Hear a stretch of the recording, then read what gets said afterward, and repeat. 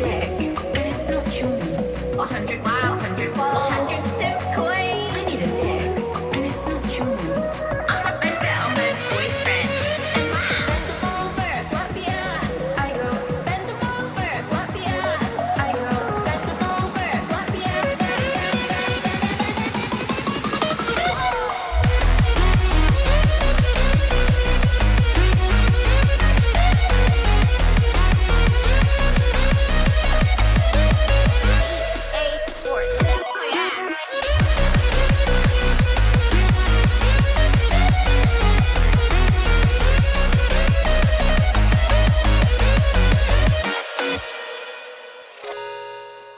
Press 1 for butt fun. Press 2 if you wanna follow through. Press 3 if you're gay. Press 4 for a three-way. Think about who? Think about what? Let's think about sluts. Do they know they're sluts? Let's find out. I'm disclaimer. You're a bitch, and you should feel like a bitch. Big cookies and wank on 'em. Give the icing. So sticky. You should fuck. You should fuck. You should fuck men again and again. Even on a dick. Even on a bad day. Even on a dick. Even on a dick. I go bend them over, slap the ass. I go bend them over, slap the ass. I go bend them over, slap the ass. I go.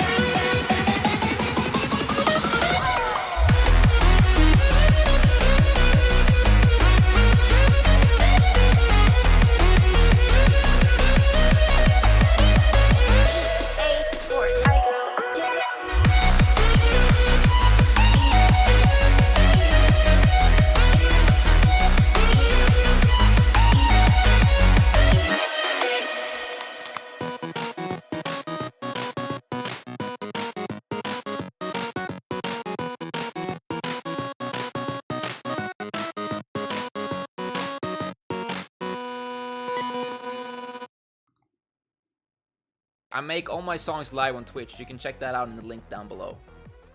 Hello.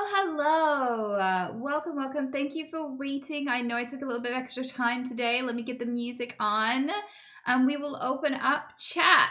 Hold on. Yeah, let's go with this. I don't even know what playlist I'm on, but we're on one apparently. Hi, your glasses look great. Thank you. I went for round frames. I went for 2 different colors, and I've just discovered after wearing them for a couple of days that one of the glasses has a slightly different prescription for no reason, and doesn't help me see quite so good. But I'm really excited to see whether or not my glasses, I'm wearing them the whole stream today because, oh my god, I can see all of the writing so clearly. It's so easy. You're called just a guy called Luke. That's so Blue Spectrum, Ant-Man, Rainmaker, Zatanim. Oh my god. It's so easy to read your names. Holy fuck. Do I have dyslexia? Do I? Or could I just not see shit? She can read now. I know.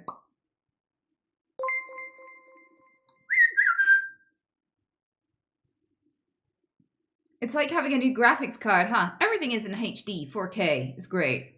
You look smarter. I gotta take that as a compliment. Soul, thanks for the 4-month, hun. I appreciate it. You gotta try out Apex with the glasses. I did, and my friends said that I am playing extra well. How bad is that? They were like, huh, yeah, you all of a sudden you've really markedly improved. Wonder why? I was like, oh, I wonder. Mert, thank you so much. Good to see you. Thanks for the huge 800 bits. And Ant-Man, thank you for the 1,000 bits. Thank you both. Well, this explains a lot. Yeah, it kind of does. Although, like, my eyes were really stingy, and I was like, this isn't really helping me see things far away, just close up. And, like, one of my friends was like, it's not supposed to work like that. That's not how it's supposed to be. So I tried the other pair, because I got 2, and this one helps me see close up and far away. So I think they probably gave me someone else's glasses or something. So I've only played Apex on the slightly wrong glasses, but they do help me see things close up really clear. So because my monitor is quite close, it does actually suck. It suck. It suck. Suck. It suck. It suck. It suck. It suck. It definitely it helps me see all of this really clearly. It's crazy. I don't know if I'm ready to see you all in such high res. Rainmaker. Oh my god, Rainmaker.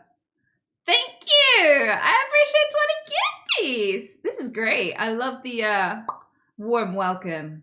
Thank you. Very generous.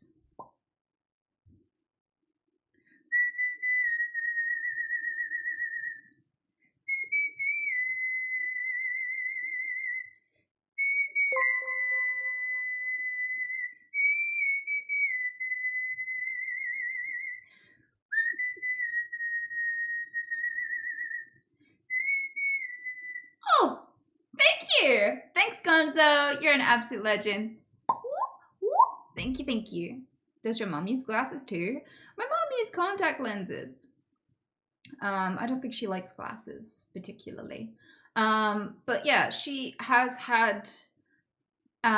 She needed glasses when she was younger, I think, when she was a little kid.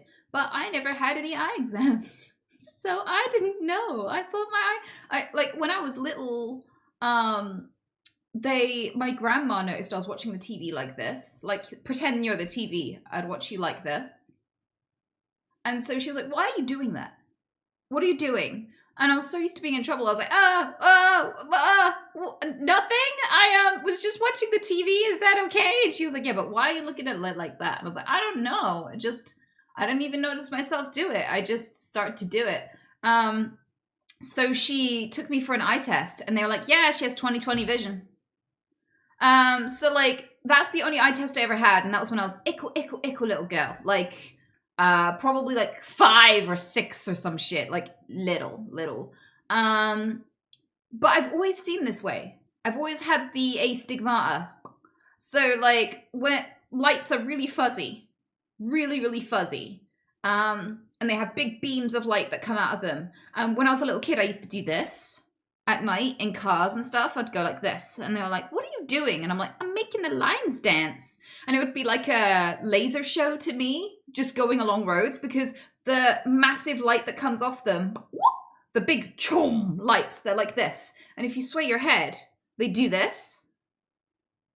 So like it looked like a fucking raver fucking light show to me. And that's been my whole life. So I've definitely had the astigmatism this whole time. So my vision is fine. I just have a slightly deviated eye that just doesn't want to look forward for some reason. She's lazy. And then I have rugby ball eyes instead of globes. So that's the astigmatism. So when they corrected for that, I'm like, holy fuck, it's meant to look like this? Like, I've been doing this. I went to the hospital today, and I've been looking at things and then putting my glasses over them and going, whoa, fuck me. Thank you. I appreciate the quack. So yeah, that has been my journey with glasses so far. And like, my friend tried them on, and he was like, why is it making everything twist? Like, how is it making everything look at a slightly different angle when I put them on? And I'm like, wait, it's changing an angle for you? It's not doing that for me. So it's really correcting for that lazy eye somehow. But yeah, what do you think? Does it look okay?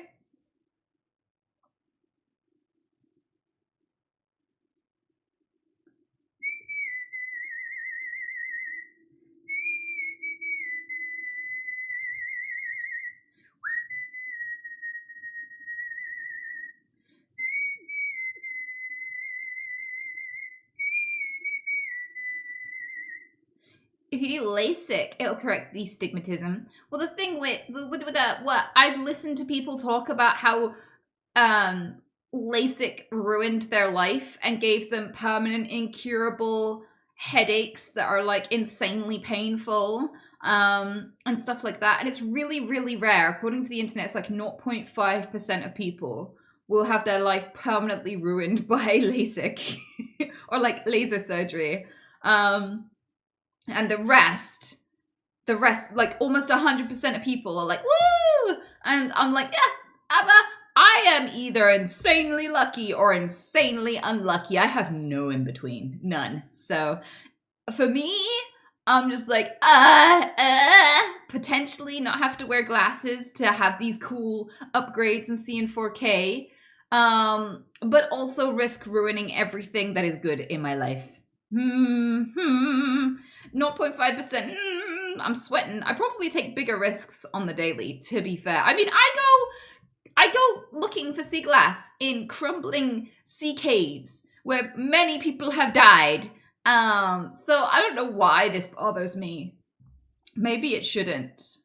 Maybe I should just do the gamba. I got better odds than in most things.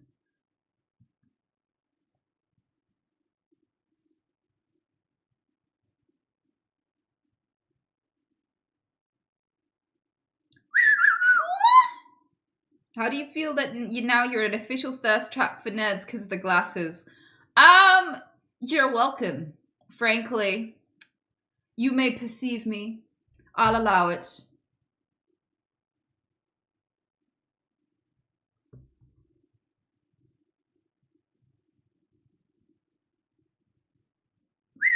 Have you ever been arrested? No. You know? Women are significantly less likely to get caught for their crimes. So I got that inbuilt advantage, you know? Not cause the courts are particularly lenient. Just cause, you know, we tend to think things through.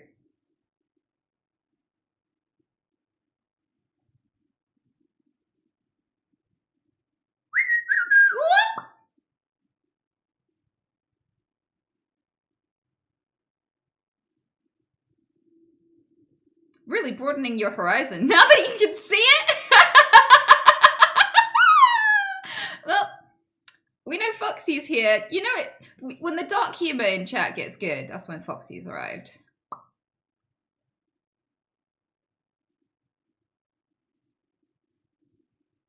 Why am I getting asked over and over again if I've been arrested? I already answered that one.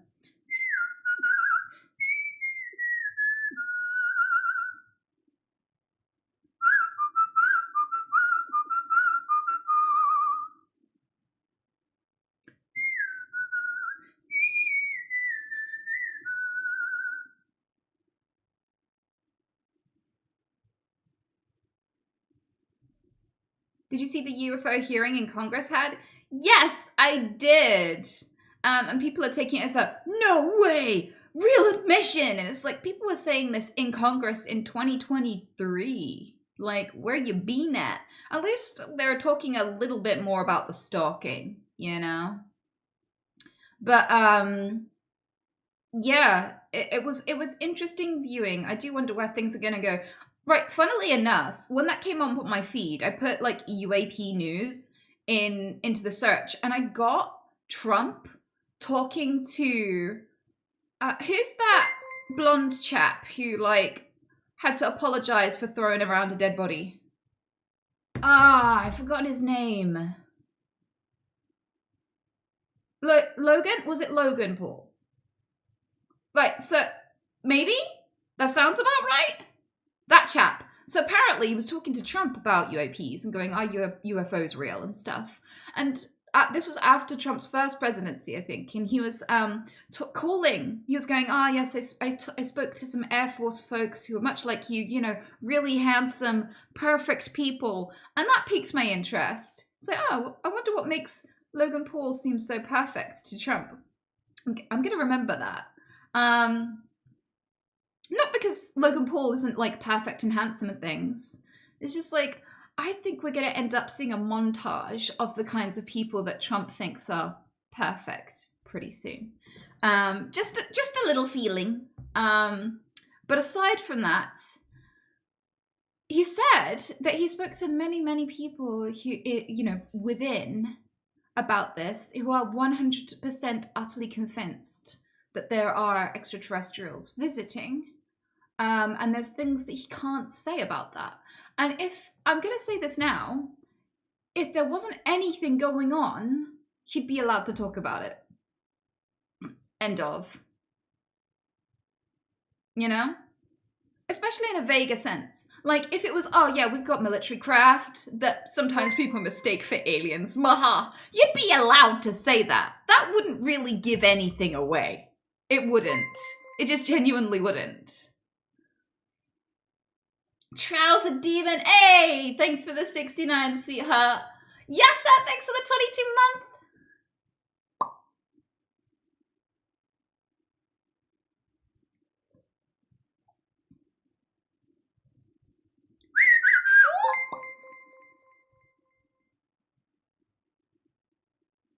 Don't believe till I see physical evidence. I feel like with this in particular... Fund. I am sad to hear about Anya and sorry for the decision you face. We adore her and trust your judgment. I don't know what else to say. Thank you. I appreciate that, sweetheart. I really do. Yeah. When the time is right, unfortunately, I will have to have Anya put to sleep, but she's pretty happy Anya at the Treat moment. Fund. We hope the little Bun is doing as well as can be. We're all thinking of her. Thank you. I appreciate that. She's been getting extra banana and loving it. Very excited.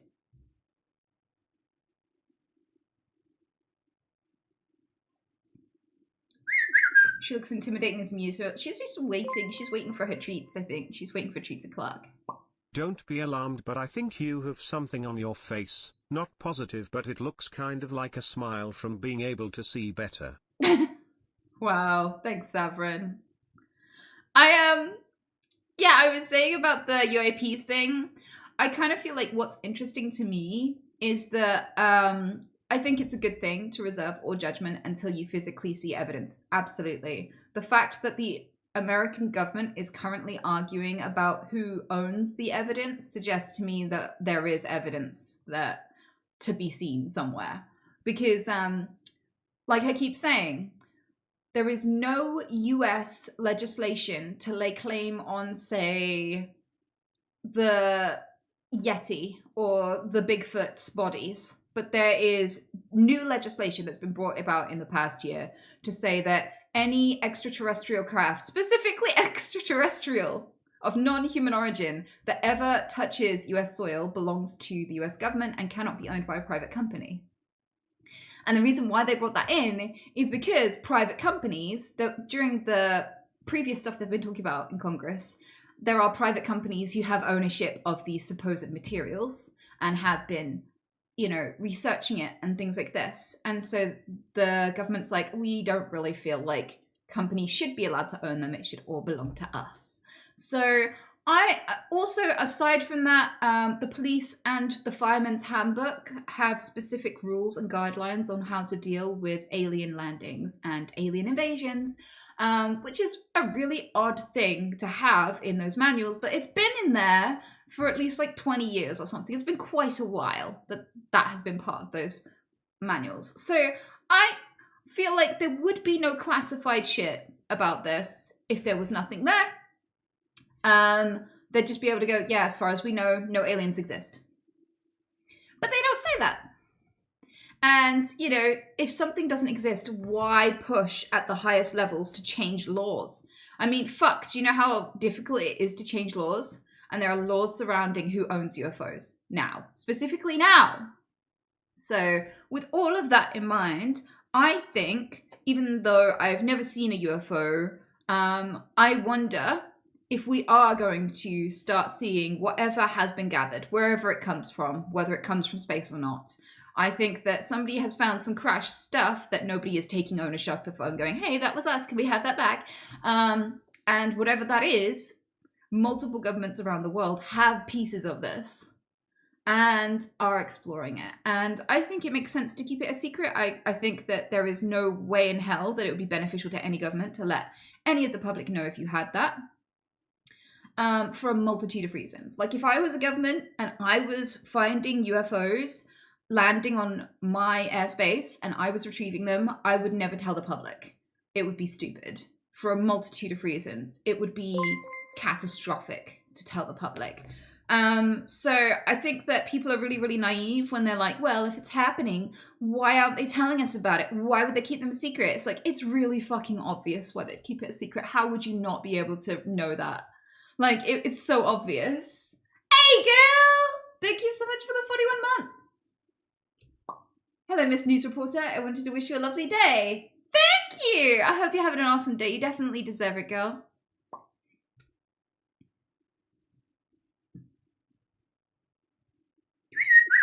She noticed the sub without me having to post it again. Bitch, I can see! It's incredible! I've even my peripheral vision is great.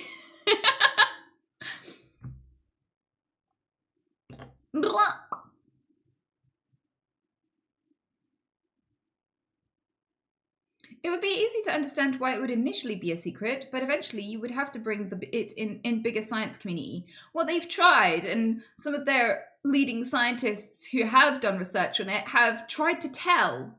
Like, what's his name? That guy who predicted the element that was undiscovered? He was like, yeah, we researched a fallen alien spacecraft and it had this element. And like they were like, that doesn't exist on the periodic table, bitch. And then a few years later, like I think it was like 10 years later or something, they're like, oh wait, that does exist. Love the glasses. Thank you. I am still getting used to glasses. I'm seeing the world in 4K is quite jump scare. But I'm enjoying it. It's improved my aim exponentially. Holy fuck. My friends are like, wait, why are you playing better today? And I'm like, your Apex skill's gonna be top tier. I know, another thing is I get cold hands. So I've learned to get a hot water bottle and put my feet on it. And it fixes it. And I get blood flow. And I'm like, wacha, wacha. And I can move my mouse all over the place really fast. It helps.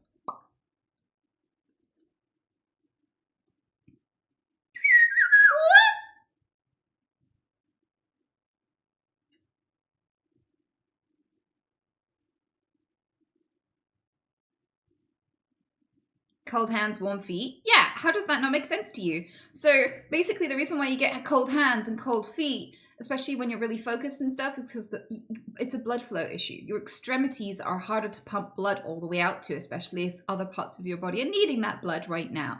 So like if you've got a boner or your brain's working really hard, right, you're probably going to get cooler feet and hands. I have poor circulation in general. Not a boner, unfortunately. So what happens is your extremities lose a lot of fucking heat really easily. Top of your head, hands, and feet. So if you warm up your feet, it will warm up your whole body a lot faster than applying it to other parts of your body, because you're warming up your blood at the place where you lose the heat the most. So keeping my feet warm pumps the blood around me, keeps the blood warmer. There you go. Science.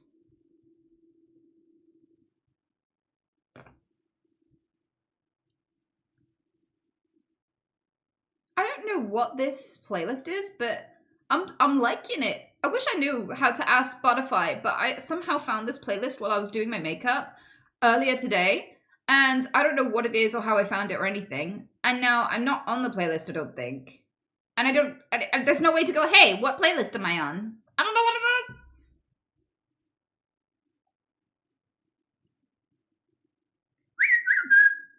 Will there be videos today?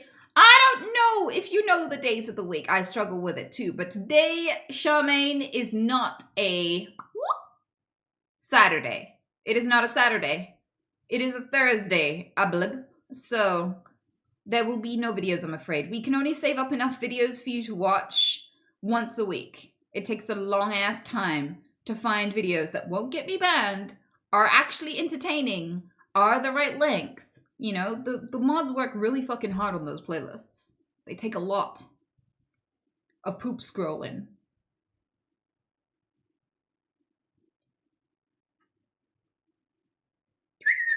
It is Saturday? No, it's not. Don't even try with that shit. I can read now. Mert. Mert.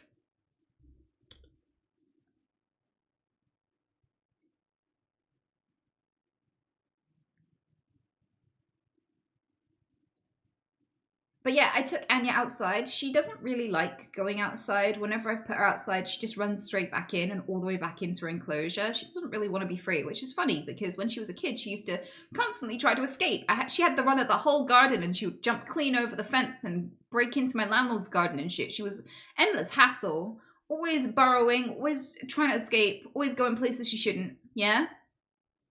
And, yeah.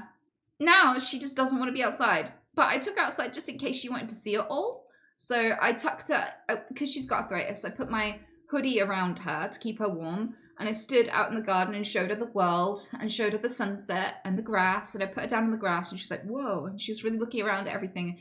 And within like a couple of minutes, she was like, okay, I'm cold now. And she comes over and she goes, uppies. And she just stands on her hind legs and she puts her hands on me and looks up like, uppies, uppies. And when I crouched down to pick her up, she nose booped me, which was really fucking adorable. And we went back indoors. So she went and touched grass, but I don't think, I've been like, how can I make her life awesome for what remains of it? And she's not, she's not like, I don't know.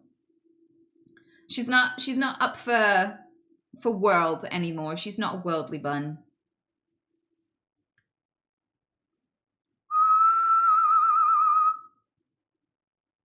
How to join the mod video list. So the reason why it's up to the mods and not anyone else is because whilst my community is great, the things that they find personally entertaining are different from the things that are just generally entertaining. You know, like when there's that one guy who like goes, look at this song, and it's a song you're not into, and he's like bopping along to it like, yeah, like it's a great jam, and there's like 8 minutes of it and you're already bored, and you're like, ha, yes, nice song. And he's like, look at this one. That's chat.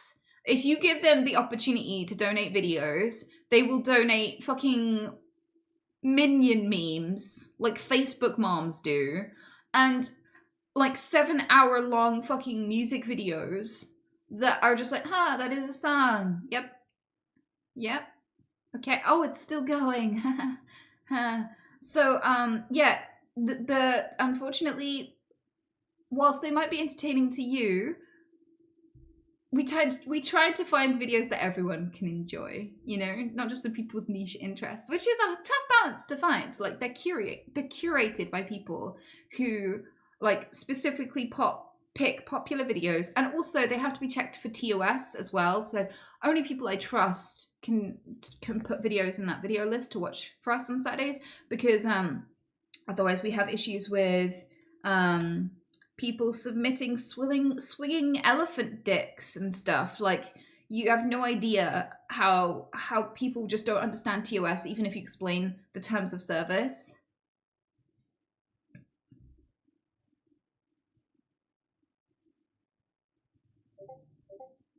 Oh, let me just put my phone on silent.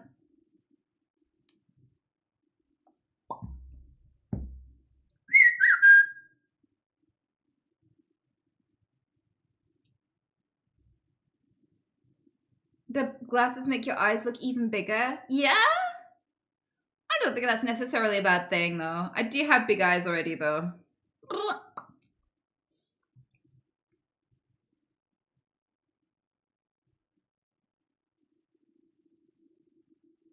You don't like Crazy Frog? Oh my god, don't get me started on fucking Crazy Frog. Oh, you know how Mika was recommending soju? Well, I just happened to cross it in a supermarket because I had to go out in the world. So I went to a supermarket in person, a really big one, and I had soju. So I am going to try that this weekend, possibly. Although I'm not going to let it go weird tasting, because she was like, yeah, soju's great. And she tasted it and she's like, oh, something's wrong with that. And she kept drinking it. I don't know if that was why she was ill the next day, but I've learned my lesson.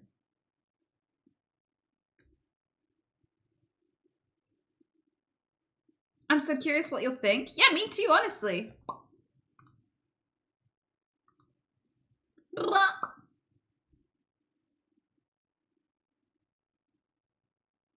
Are you farsighted or nearsighted? Neither. I'm astigmatized. I got that stigmatism.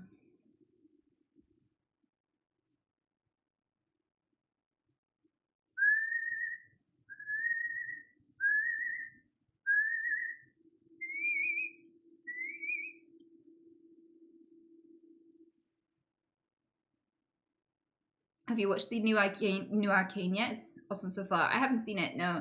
I haven't been watching a lot of shows lately. I've been so busy in the world. I had an allergy test today. I got pricked. I'm gonna look at my arm again. Is it fine? It's fine. They put loads of lines and dots on me and they like stabbed me a little, but yeah, it all looks fine. You wouldn't even know. Beautiful.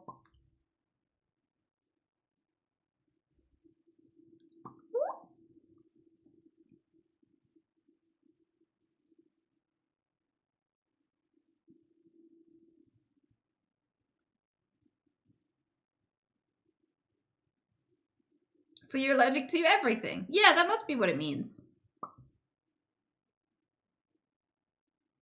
Was that really an allergy test? Or a British fucking handshake? You know what, fair. You know what's really fucking funny about the Brits being really famous for being so stabby? Is that if you take 100 Americans and 100 British people, more of the 100 American people will have stabbed someone than the British people. Like, we're not particularly stabby. Americans just tell themselves we are more stabby than them to make them feel better about their guns. But it's not actually statistically true. You are also leading in shootings and stabbings compared to us.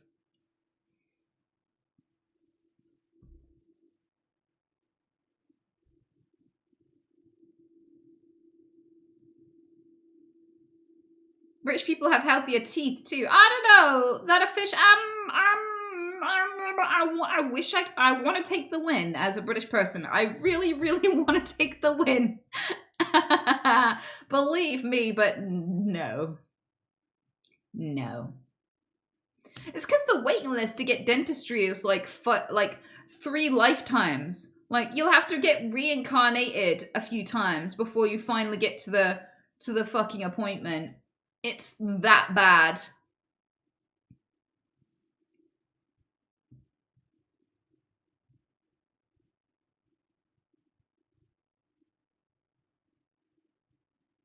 UK have crazier food? What which UK are you talking about? What? Is there another UK? Are you kidding me? We have more food regulations than America. America puts way crazier shit in their food, trust me. We have more regulations. Our food is not allowed to be as crazy as yours, legally. Also, our food is beige and bland and shit.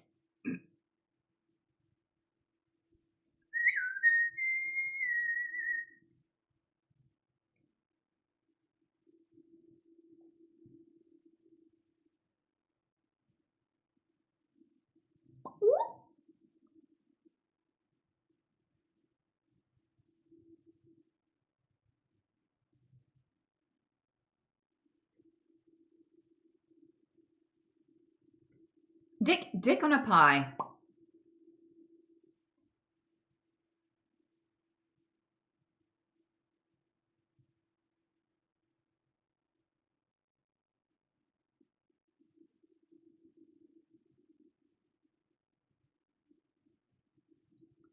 Where do your veggies come from? Which country? All over the world. I don't think we grow a lot of our food, but we import from all over the world. I don't think we specifically went, you, Spain, come here, grow us food. All of it. Like, we get it from everywhere. Because I don't know if you know this about food, but like, it requires different climates to thrive. And say the best place to grow tomatoes ain't the best place to grow potatoes, for example. Or like, you're not going to grow avocados here, that's for sure. The UK is going to be not the best place. An avocado tree would be fucking miserable here. So, you know, quite like the rest of the world, we import from all over the world, which is pretty cool.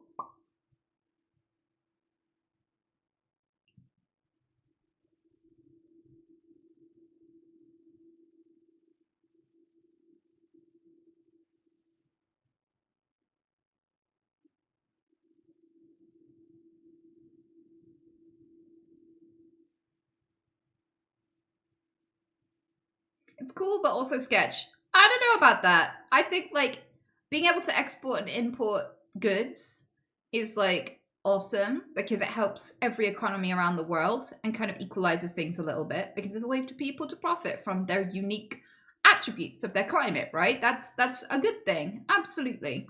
However, no, actually, this is a good thing. So when it comes to other kinds of imports, say for example, you import a bunch of shit from China where they have lower workers' rights and fewer safety regulations, then you might have like poison in your makeup and shit like this, and unexpectedly high levels of lead and things, right?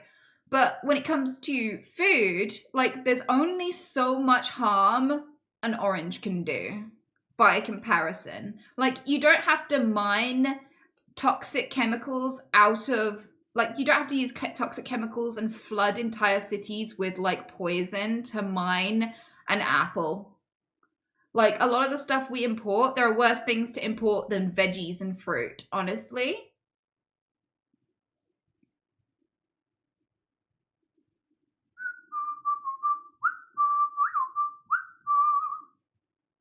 You have a degree and glasses. You are the ultra nerd. Love it. Well, I could have got my degree in biology. I would have liked that. I would have liked to have gotten into germ warfare. But like, I ended up not having, I was told by my family, I was gaslit. They were like, you gotta go to school. You'll never be able to get into college. Your life will be ruined. And I was like, so I just believed them and didn't check. So I was like, I don't have a degree, but I have these pretty drawings. Can I do a degree in an art thing? And they were like, please do. We don't have anyone who can draw. It's ridiculous. So the animation people took me. First, the games design people took me. But the games designer boys were creeps. So I moved to animation to get all the same skills, but from men who are not unhinged. Well, with men who are not unhinged. Like I was one girl with like 40 boys, and they were all like hinged. They were nice, normal people in animation. I don't know what's wrong with gamers. Well, I do know what's wrong with gamers. And I still hang out with them. I think that's also a me problem. But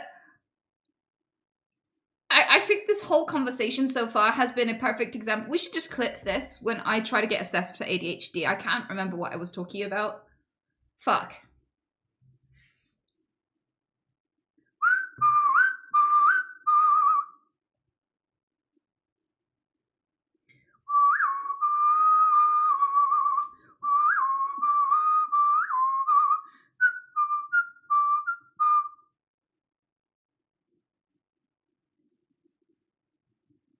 Why don't you finish the degree? Well, I got my degree. I just didn't get my higher degree because of domestic violence. But I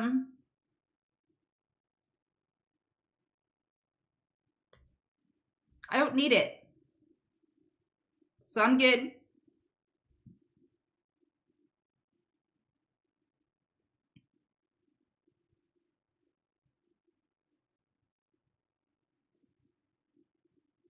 Do you have object permanence? Yeah and no. Like, I will feel like I'm close friends with someone I haven't spoken to in 5 months because I've completely forgotten about them. But as soon as I remember they exist, I'll be like, it's you! And treat them like an old friend that I haven't spent 5 months accidentally ignoring.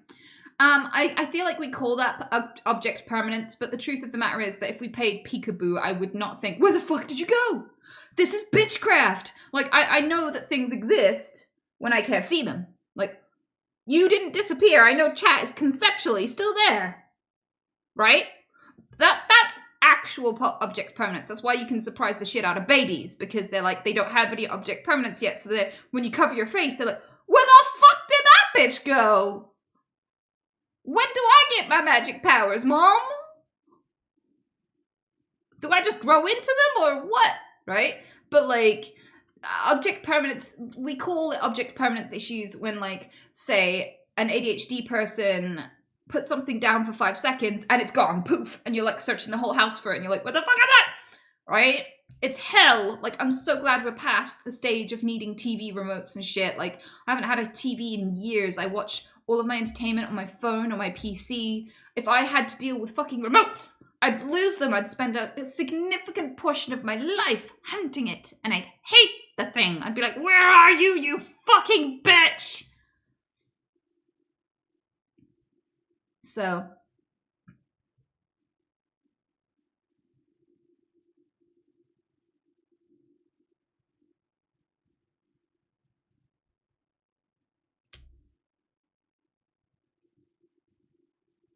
Just glue it to your hand. Oh, wait, so I would just walk around and live my life with like a remote glued to my hand. And people would be like, what do you? And I'd be like, ADHD. And they'd be like, oh, okay. Yeah.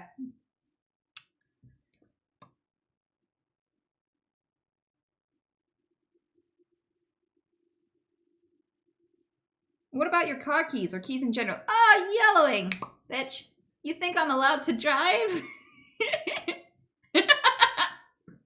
Okay.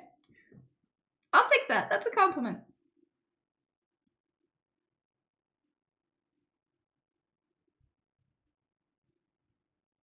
In the USA, you could. Yeah. But, you know, I don't know if that means in the USA I should. You know, there's a difference between should and could. And that's usually the body count.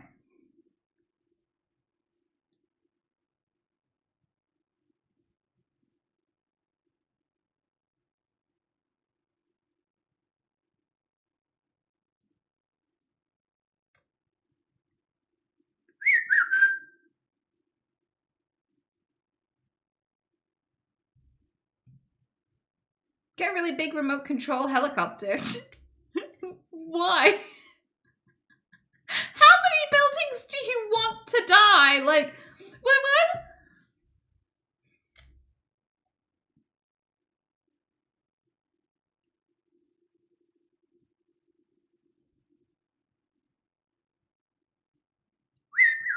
Do you plan to get assessed for ADHD, and if so, why? And what would that change for you? Well, bitch, I did get assessed for ADHD at my university. So they were like, you're doing really well, but we kind of feel like you have something wrong with you. I was like, what? They didn't phrase it like that. They were like, so the teachers, they've noticed that you spend a lot of time alone. And I was like, have you seen these people? Of course I do. And they're like, yeah, but you also seem to have some traits. So we thought it might be fun if you took this fun little quiz. And I was like, okay. So I sat there and they were like, yeah, you're dyslexic as fuck, but watching you try to pay attention to this, I think we should do this other fun quiz. And I was like, okay. And they played a bunch of sounds to me and stuff. And they're like, tell me what you just heard. And I'm like, And they're like, you seem smart. You're not dumb. Don't worry. You just see, we have some help for this. So they put it on all of my things. They're like, she has ADHD, she has dyslexia. So they gave me a laptop. They gave me a learner support person. He was a cool chap. He told me lots of stories. He was quite an older chap. And he had been in the Navy and he had like loads of USO, we used to call them USOs, unidentified submerged objects stories. He was like, I was on a boat once and there was a city-sized thing that moved under the water past us from below. I have no idea what it was, but it moved past us really slowly and then it just went and like zoomed off into the distance at speed that is just incomprehensible under the water and things like this. Like, he told me loads of cool stories about his time there and he had loads of cool tattoos and he also did some other stuff. I can't remember what else he did, but it was cool. So I had learners help support, and they gifted me a laptop and lots of programs on the laptop so I could read things properly and everything. And what do you know? It really improved my grades to be able to have access to those things. And so I thought that meant that I'm diagnosed. I didn't really think about it because I got diagnosed when I was 16 by like a specialist who came to do appointments at the uni. But obviously that was never added to my medical records. And at the time, when I was 16, nobody had really heard of ADHD. People really looked down on people with dyslexia. People were like, in my day, we didn't have dyslexia. If you were stupid, we just called you stupid. So there wasn't like as much content about it and everything. A lot of people didn't really know about it. But I was just told, they were like, you have this thing called ADHD. Here's what ADHD is. I was like, never even knew that existed. So now later in life, I'm like, I should probably get diagnosed because, shut up. I would like to try meds to see if I can get shit done because my life is all over the place and incredibly chaotic and it makes it really, really hard to focus on the task I'm supposed to do now, and I'm late for things and I'm very disorganized. And I found a way to manage that. But I feel like my life would be better if I was able to focus when I needed to. Another thing is, did I read somewhere that untreated ADHD, you're more likely to get dementia? Did I read that right? Or is it if you treat ADHD, you're more likely to get dementia? One of the two. I should probably figure that out before I decide whether I get meds. But it'd be nice to still have a brain when I'm old. So that's another reason. Also, getting it properly, formally diagnosed is important. I don't feel like I did have a self-diagnosis, but I feel like if you're relying on a self-diagnosis, that can be a little bit of an issue because it can make you miss things that are actually wrong with you that do need treating. Like if somebody watches a video and they think that they have Tourette's and it turns out they have fucking copper poisoning, my God, you might die. Just like, no, I'm just quirky. Like, So I think self-diagnosis is not as fun as getting real diagnosis with anything.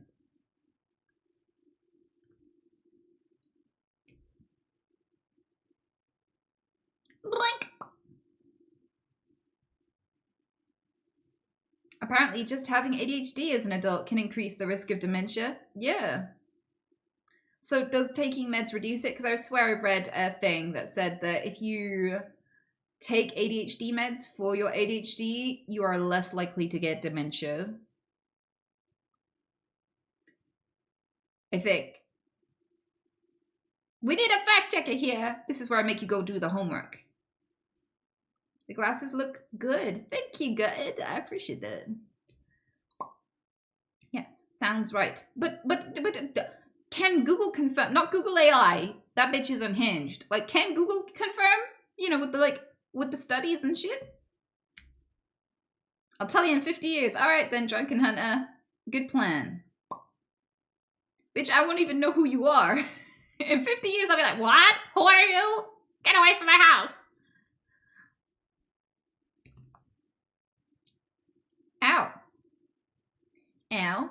Okay, so what do you do about headsets pressing down on them and pushing them into your head? Because this is pinchy.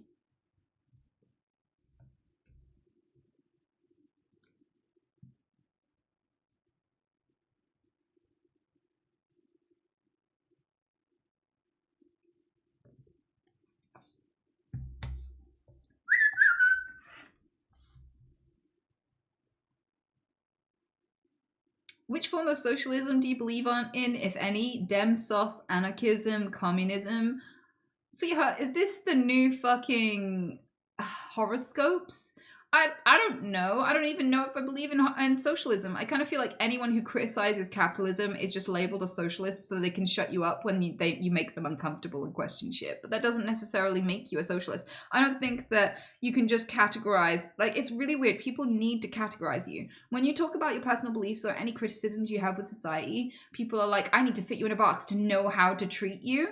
And this happens with gender a lot. Like, a lot of the reason why people fucking hate it when someone is androgynous, even if they're, like, identify with a specific gender, and maybe it's, like, male or female, right? A really socially acceptable one that everyone usually doesn't give you trouble for, right?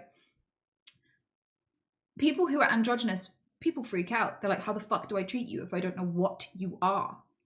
Like, how do I know whether to shake your hand or hug you? How do I know whether to listen to you or cut in and interrupt you? How do I know whether to respect your decisions or question you constantly? Like, what the fuck? I don't know. How am I supposed to know if I don't know whether you're a boy or a girl? So, like, people who feel that way get really, really uncomfortable because they're like, I need to categorize you to know how to treat you. And I kind of feel like people do that with political beliefs. So if you have, like, a particular idea of how things should be run, when you have a criticism of a specific leader or like a specific system, people go, you're either a capitalist or a communist, and I only have to respect one of them. That's what it is. It's a way to, and people do it with veganism.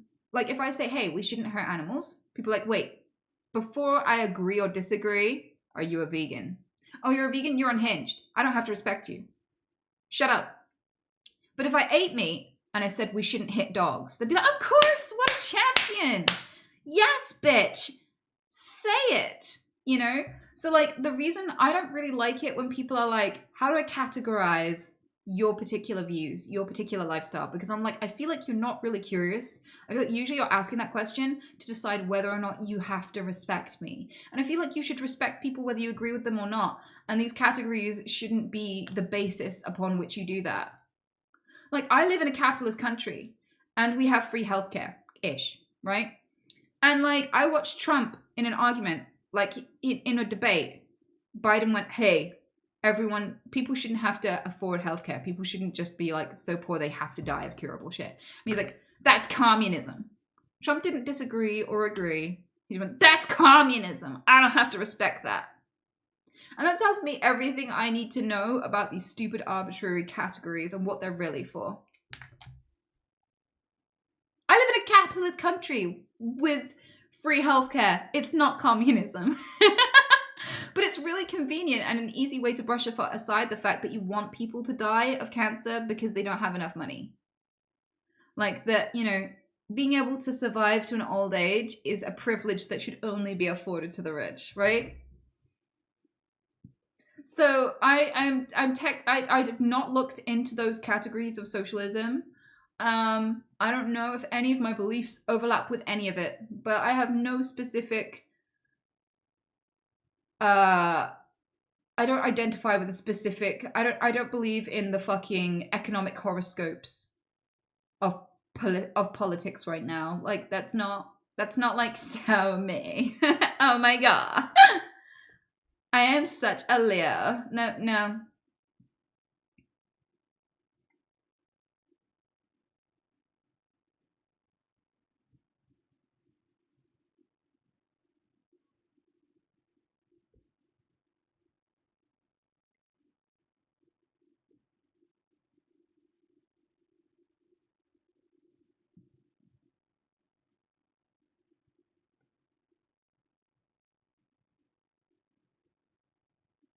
Do you think that some people are actually just worthless? Yes and no. Yes and no. So, I kind of feel like my perspective on life and existence in general is that we are the universe experiencing itself, and every time we enjoy that or experience happiness and joy, like life is the rarest thing we know in the universe. Life enjoying its own existence and being aware of its own existence and fucking loving that is even rarer than that. So happiness is rarer than diamonds, and we kill for diamonds. Life is rarer than diamonds. We kill for diamonds. That's ludicrous, right? From that perspective, no, life is worthless. Like even mosquitoes and other hated animals have a point and have a right to be here. And it's incredible that they are here. If we found mosquitoes on another planet, we'd be amazed. We'd be jumping for joy. We'd be jizzing all over our fucking science books, right? But because they're on our planet, it's suddenly lost on us how incredible they are, that it took billions of years for life to form, and this was one of the many, many ways it managed to form on this planet. And we haven't even seen it form one way on any other fucking planet, right? That's incredible and not worthless. It's beautiful. It's fucking amazing, right? So from that perspective, I don't think that life is worthless. I do have some varying opinions, though, on people who have become a danger to society in an inexcusable way, who have a high rate of recidivism. So, for example, people who've committed sex offenders have a high rate of recidivism, which means that if you re-release them to the public, every person in their vicinity becomes their proving ground. Like, it endangers everyone with the risk of sexual assault. And we have to be the proving ground unknowingly. Like if I'm in a room with a sex offender, him not molesting me is the proof that he should be allowed to come out. And he shows that proof by endangering me. And I don't consent to being the proving ground of sex offenders. I feel like they have such a high rate of recidivism, so they reoffend over and over again, right? So I don't know what worth they have in greater society anymore. I don't know if it's worth their rehabilitation to put so many people at risk of sex crimes. And until we can figure out a way to reduce the recidivism, I'm not sure it's fair to release them back into generalized society unrestricted.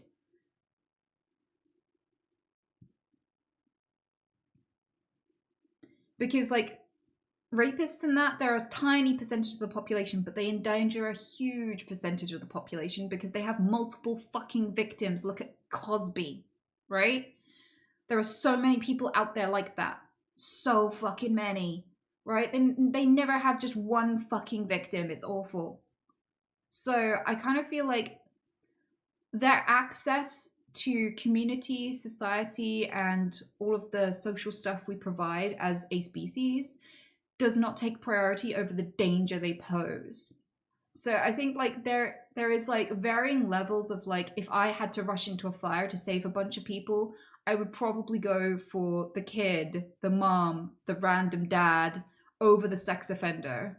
Does that mean I think all life is worthless? No. I think life is incredible, but I also think I'm not your fucking proving ground. And I shouldn't be the evidence that you should be allowed back in society, because it means putting me, an innocent person, at risk. And I don't consent to that. I just learned this word, recidivism. Cool. You're welcome, girl. I love that you're still here. Then again, everyone deserves a second change, and some innocent people get sentenced too sometimes. We say that about murderers, but you'd be much more comfortable with me saying I don't want to be the proving ground for a serial killer. Like, you'd be really angry if a serial killer was released. But everyone makes excuses for rapists. I don't know. I don't understand why people have all of these retorts for rapists specifically that they don't have for any other crime. Like, the percentage of people who get like convicted wrongfully for rape is really low compared to other crimes. More people are wrongfully convicted of murder than rape. But when I say we shouldn't let serial killers out, people are like, yeah, that's fine. That's totally an acceptable take. But there are way more people who are falsely accused of murder. But everyone brings up false accusations of rape, but they're incredibly rare because it's so hard to get a real conviction. Like, you can have all the evidence. There was a woman who had video of herself being raped by two men, and they still let those two men get away with it and said, you enticed it, it's your fault. In the States, right? I can go through loads of depressing examples of this. I won't. It's not that entertaining. It's horrible, in fact. But this fear of being falsely accused of rape is bizarre, and it comes from the fact that most rapists think they didn't rape somebody. Most people who do this kind of crime think that they're innocent and think, she led me on. It's her fault. Why was she drinking? She wanted it really.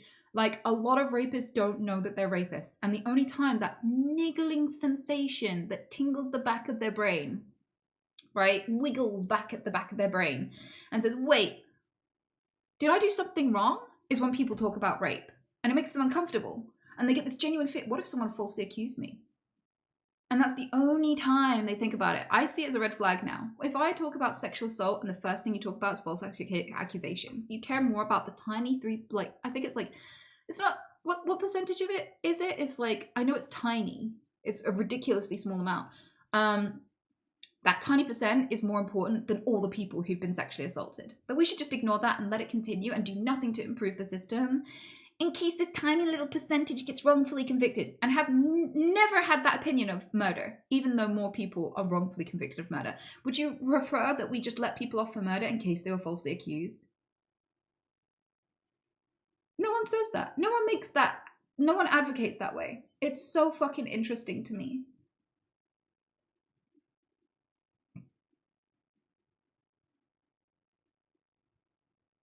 So if we can do nothing about rape because of false accusations, we shouldn't be incarcerating anyone for murder. We should just let them all off for the same reason. Right? What about any crime? There are so many people falsely accused of loads of different crimes. Should we just stop prosecuting crimes? It's a really bizarre take, and it's only socially acceptable when talking about sexual assault.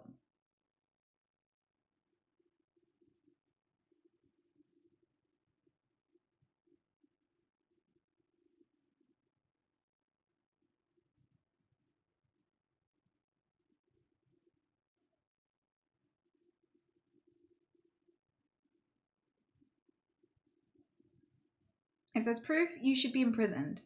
Yeah, I think that people should start acknowledging that witnesses are proof, though, and that nobody fucks. Usually, most people do not fuck with a GoPro.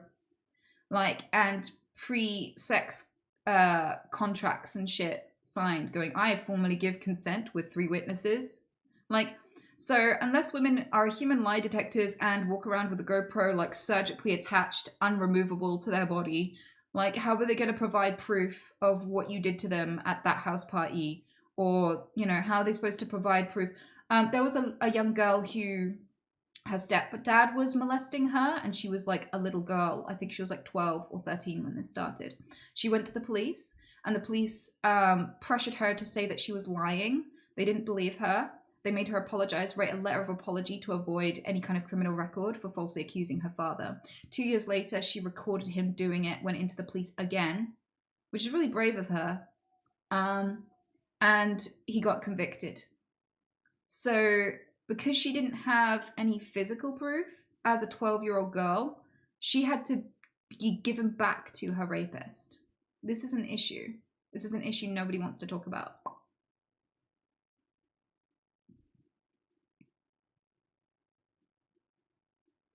For 2 years.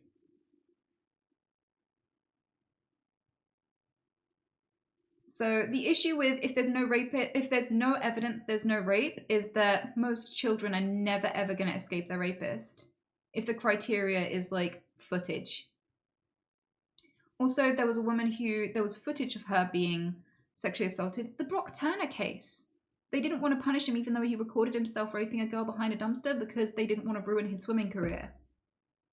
So this idea that if there's no proof, there's no rape doesn't even apply to most legal systems, because when there is proof, there's still technically no rape.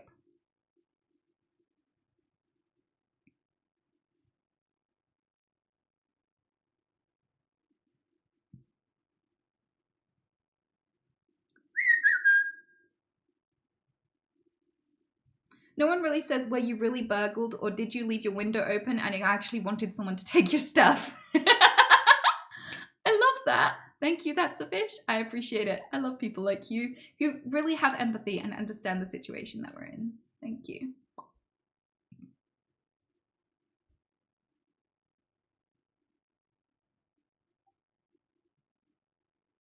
So hopefully that's an educational take. I'm 4 minutes late for Treats O'Clock, so my bunnies are currently waiting for me.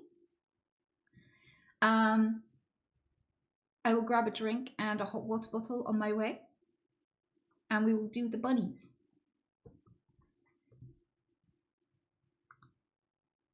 Anya has gone to spending all of her time in there now, and I don't know why. She has arthritis in her front legs. So I've taken out the little tray that's normally in there so she can hop in it more. And now she just spends her life in there. It's really odd. Look at all those chocolate chips. Oh my god, don't even. Don't even. That's such a gross comment. She's standing between her food sources. That's kind of true, to be fair. All right, I'll do them first. Do you reckon? Press 1 if you think I should give them some banana too with their treats. Should I give her some banana? Yeah, I wish you could hear her eating the banana because it makes a proper noise. It's so cute. It's cute when animals do it. I hate when humans do it. Like, if I ever go down for murder, just know someone chewed their gum a little loud. Like,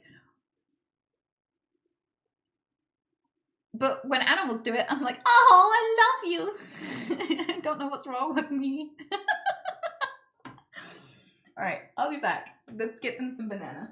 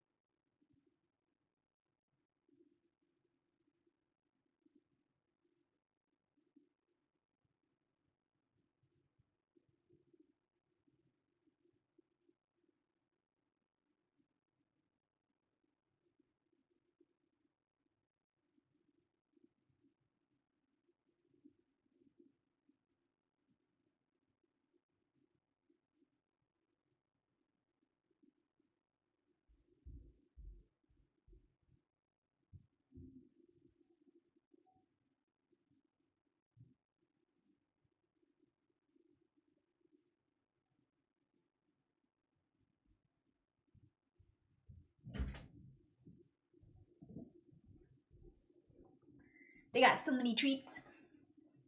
Did you see them get the banana? They fucking love banana.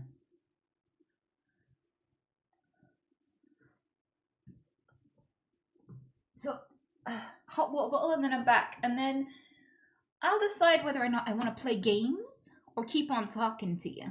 You better think of some really entertaining questions.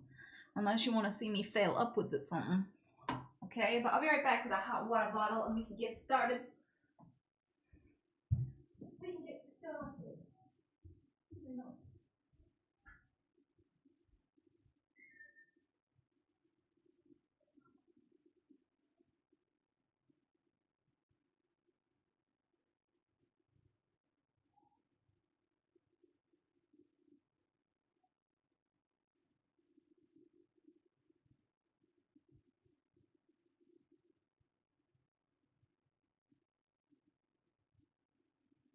Aquaman.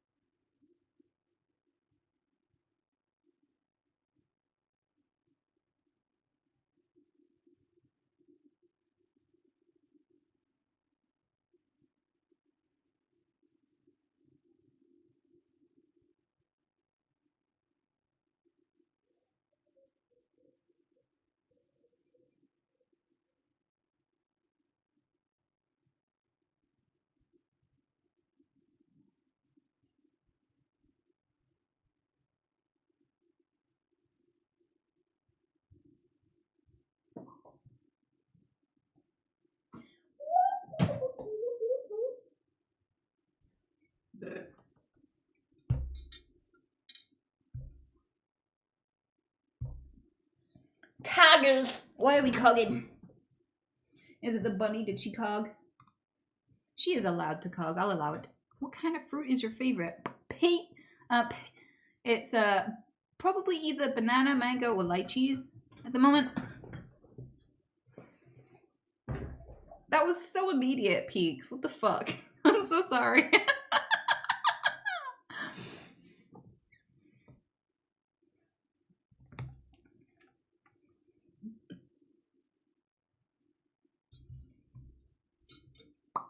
Water. Since when do you drink water? Oh, I didn't just bring water, but I do drink water. Fuck you. Do you have a foraging story? What do you mean foraging story? Like, what kind of stories can you make out of foraging? You go out into the world when you don't have food, and you come back if you're successful, and you do have food. Like, what else is there?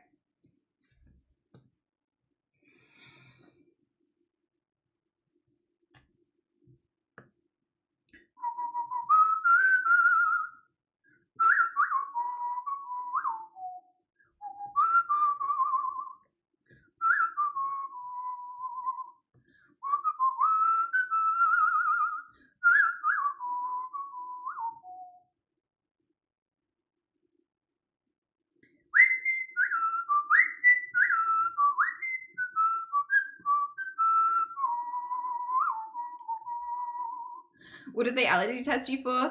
Not enough. I mean, I was fine for all of them. It was apples, carrots,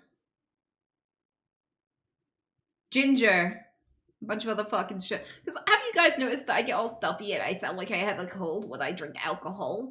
And then I can't breathe and I'm like gasping between words and like then I start choking and I have to guzzle a fuck ton of water just not to puke. Yeah, so I was like, is that the ginger or the alcohol? Well, we know it's not the ginger because I got allergy tested today and it was fine, so.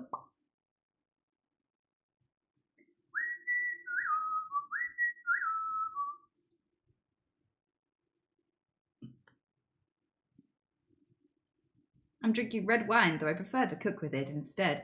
You know, I've never cooked with red wine. I don't know what you put it in. I don't know what it makes it taste like. I feel like that's a very British thing to do, is cook with wine. And I'm like, how? What do you put it in? What?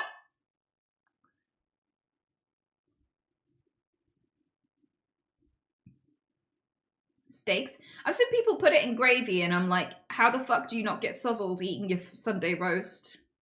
Like, some people drink a lake of gravy with just some, like, roast potatoes and stuff floating in it. That's how much gravy they apply. They just make their fucking roast dinner a soup, essentially. I'm not so fond of gravy. I can't get into it. I don't know why. Also, I have this soju. I think this is soju. Right? Yeah, it is. Peach flavored soju. Never tried it before. You want to see me try it? I've also got a nice, wholesomely named energy drink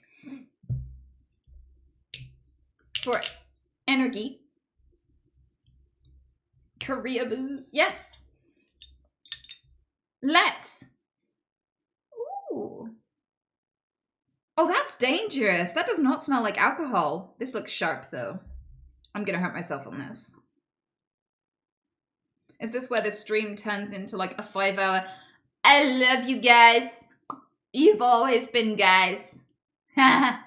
Just stream. We'll see. The mods are watching me drink this with dread. I already know it.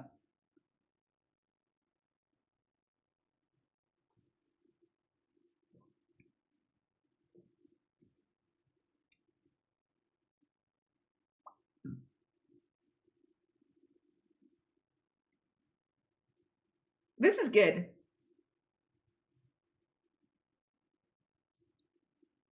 Oh, that's bad. That's dangerously good.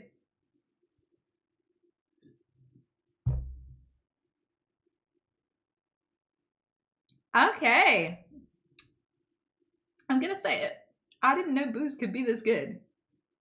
What percentage is this? I should probably know that before I started drinking alpha. 13%. Oh, so about the same as ginger wine. All right.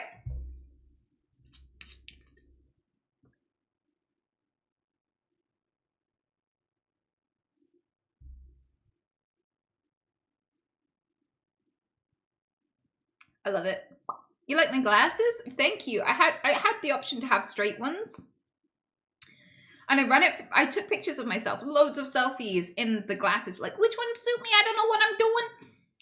And like, one person was like, the big square ones look great. And I looked like a cartoon. Like, I looked like Chucky from Rugrats. Like, big square ones. I was like, really? Are you sure? And they're like, yeah, those ones. Everyone else, though, was like, I like those ones. They make you look more lesbian. I'm like, oh, really? Like, one of the things is, all the girls picked these like really thin rectangular frames.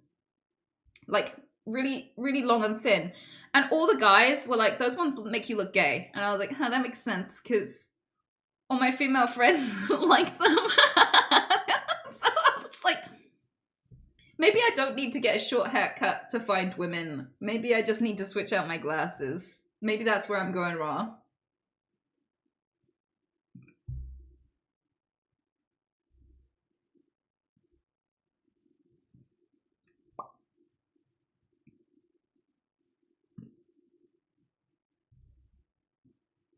What's lesbian about them, though?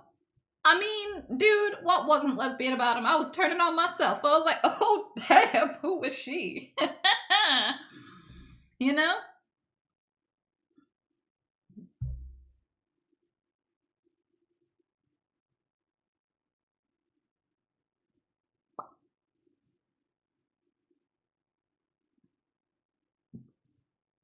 Now you'll be able to see the red flags, presumably. That's so ominous, Foxy. I'll let you know.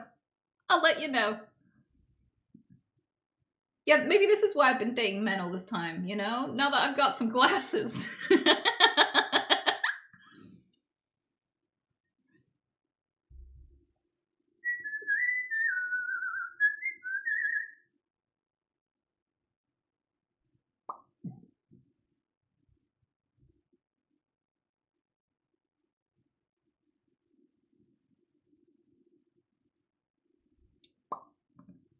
David Meowie. I love that name. I'm not too fond of David Bowie, though. Because he did sleep with someone who was, like, 13 years old, I think it was.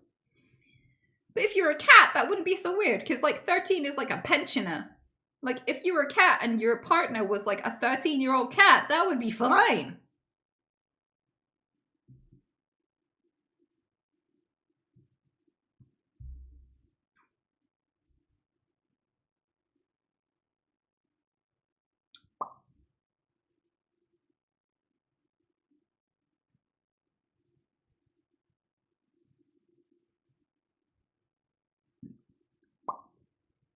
I didn't know that.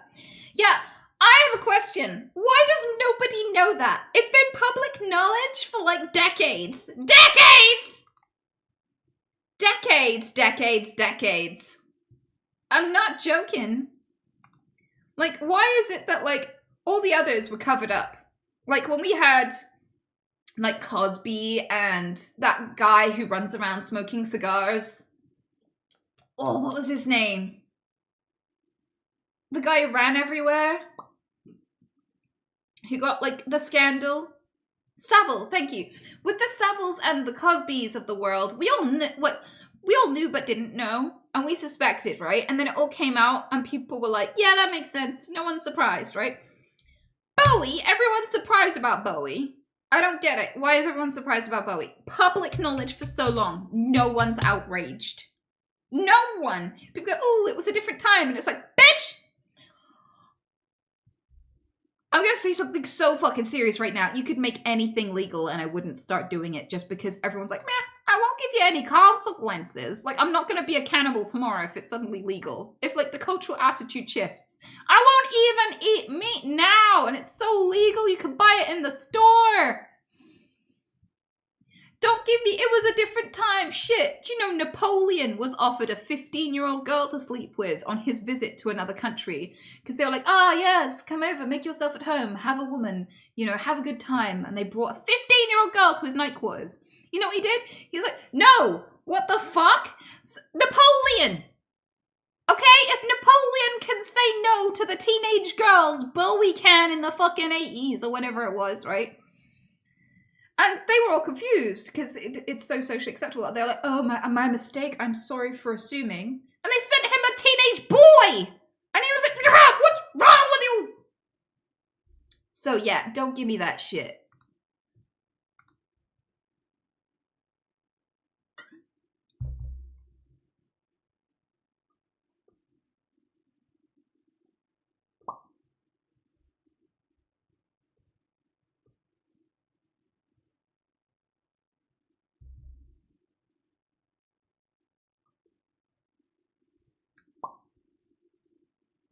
If Napoleon knew better, what's your excuse? Exactly! Exactly!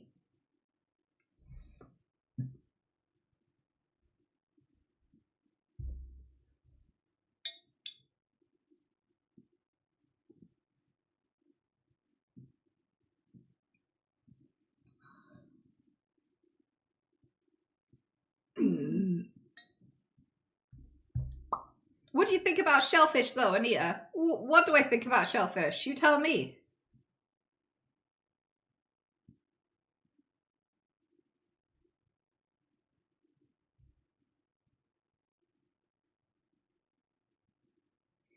So how long until you forget that you put on your glasses? Oh, I'm not going to forget. They hurt like hell. Like, this is pressing them so far into my ear. Like, I'm getting brain surgery right now. Getting like a partial lobotomy from this thing.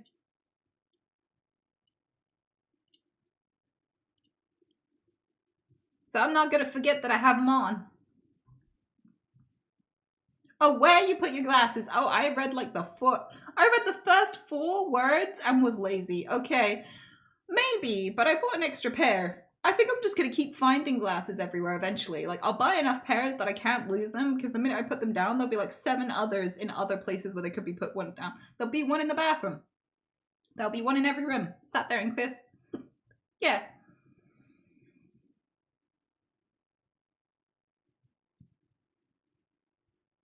You can get monitors. What, like monitor lizards? Why would that help? Do they wear glasses too? Can they advise? Can they hold them for me? What? Do people with glasses have monitors? Do they just follow you around carrying them? How does that fucking help? I would have thought that would be more of a problem. I'd rather lose my glasses than clean monitor shit. They eat animals. Like, predator shit is dangerous as fuck. You know, it's got them pathogens in it.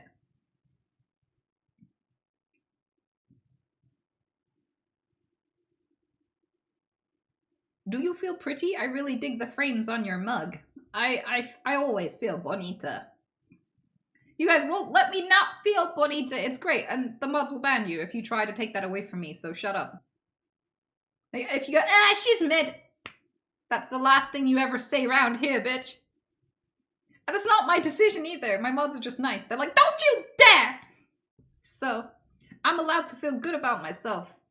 It's great. In the real world, no, I'm not allowed to, because people rarely have a problem with that, right? But here, I can have at it.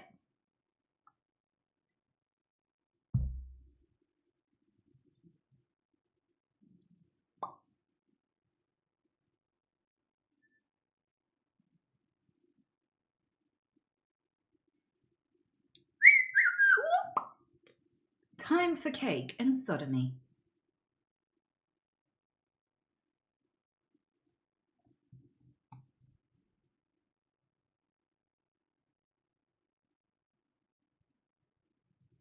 Do you have any strategies for trying to remember where they are yet? I'm still deciding whether I should keep them. Like, I don't know. Maybe I should get that laser stuff happening. Or, like, maybe I should do contacts. It's been a couple of days. I'm still deciding about them. This song sounds very 2010s. What the fuck is it? Oh, do you mean the last one? The one before? Because this sounds not very 2010s.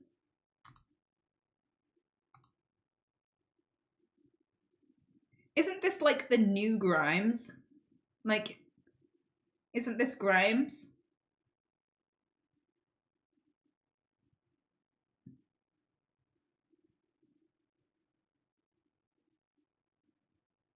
Yeah, it's Grimes.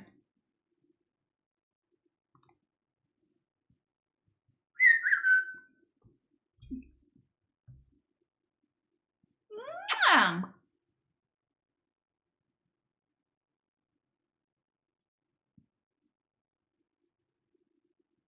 All I know about Grimes is she had a computer code child with Elon. I think she's had multiple, didn't she? But like, okay, I know nothing about celebrity gossip, and it's not my place to try and make an opinion about people I don't know based on reporting, because reporters are terrible people and they'll tell you any lie about anyone, basically, just because it makes them a few clicks and a few views. So it's a bad metric to judge people on. But what the internet wants me to think about Grimes and Elon is that they've had multiple children and that Elon won't let her see them. And that she keeps begging to see her children and he won't let her. And I don't know if that's true, right?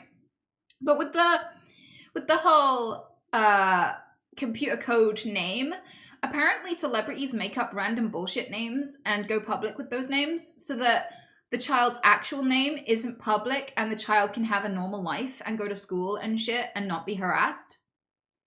Like, so they'll tell you their kid is called like Apple or C1225 or some shit, and their actual name is actually very, very mundane. It's just like a stage name for your kids so that they don't get stalked by creeps. Which makes sense. Soju is great, but it'll sneak up on you. A few people have said that. They've said, yeah, Soju will sneak up on you. We'll see.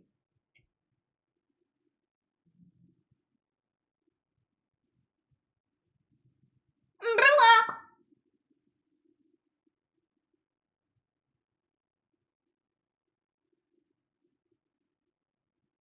I just kind of feel like you should be allowed to put people in prison for stalking you, and we just don't enforce stalking. Like, you can make money from stalking because we don't enforce it, and we should.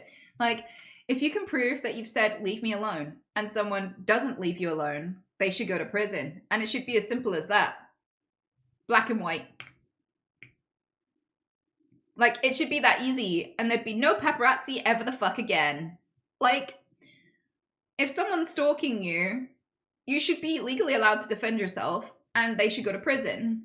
I never want to see a picture like that picture of Britney Spears crying, desperately asking for help in a random restaurant, and the restaurant owner's just laughing at her and taking pictures of her while she tries to hide her face behind, like, her kid. Yeah, I never want to see a picture like that again. It should be life-ruining to be that much of a piece of shit. It really should. And you should be a sex offender if you stalk for sexual reasons. Like, if you're threatening to rape someone over and over again, even if it's just on social media, you should be a sex offender, and that should not be removed from your record ever.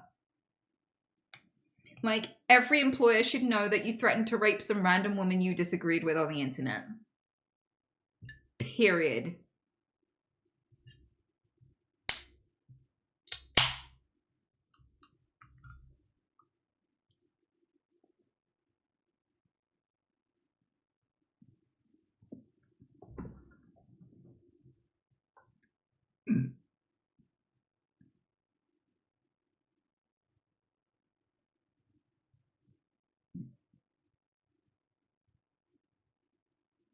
I see no reason to disagree with that. I feel like Sentry, you're a nice person. You're not a wrong'un, right? I feel like when you say that statement, if anyone has any argument, that is a confession. No sane, normal, safe human being would go, actually, I think that stalkers should be left alone and maybe even get a pay rise, you know? If you call stalking my individual liberties. What the fuck? Watch list. Watch list! Hello, FBI? This guy! Search history and everything. Go, go, go, go, go. This one right here. Please. And thank you.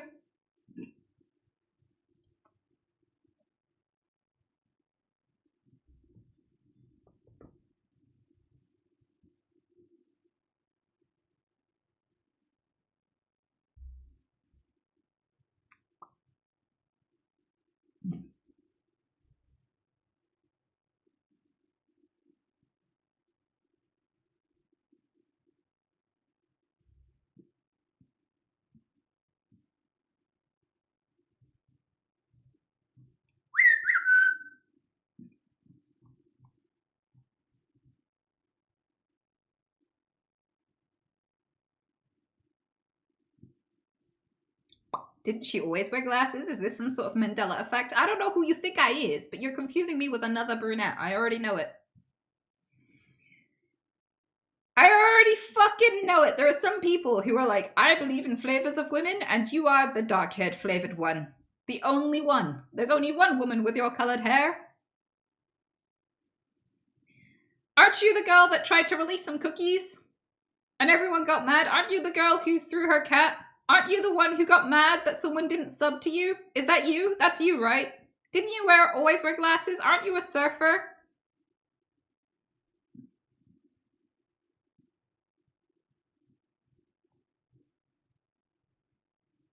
Yeah, never was it a greater compliment than the day that someone confused me with Pokimane. Holy shit. I was like, oh, thank you, but no, those aren't my nudes. And they aren't Pokimane's nudes either, you idiot. Yeah, there was a guy. I told this story before, but he was just like, oh, I'm so sorry. I was like, what? What did you do? And he was like, I came across I think someone leaked your nudes. I'm so sorry this happened to you. And I was like, what? Who the fuck? What? So, yeah. Long story short, I look at the website. It's a porn website. There's a girl with brown hair. And dare I say it, a very petite build. Like, this lady had small boobies for a start. That was the first thing I noticed. So I was like, you think, hello? That was the first note. Also, she was just like, very differently built, very different face, very different person, just had also got brown hair. And the title was Pokimane's Leaked Nudes, right? It was not Pokimane. It was blatantly not Pokimane. At all. But that was the title. And the lady was looking at the camera using a toy. Like, it was very obvious that this person was recording a cam video for people. Plural. Right? I was like, first of all, these aren't leaked nudes. This person intended to put this on this website. Second of all, that's not Pokimane. And third of all, I'm not Pokimane, and that's not me. You DM'd me on my Sweet Anita account to tell Pokimane that her nudes were leaked when this doesn't even look like Pokimane. What? And they're like, I didn't come across this on purpose. I wasn't looking for your nudes or anything. I swear. A friend sent this to me. Like, totally try to play it off as if they stumbled upon this. Totally not fapping, by the way. Don't judge me. And another time, this exact situation happened. And it was a girl who also didn't look like me, who had a bunch of icing on her face. And I was like, first of all, that's not nudes. And second of all, that's not me.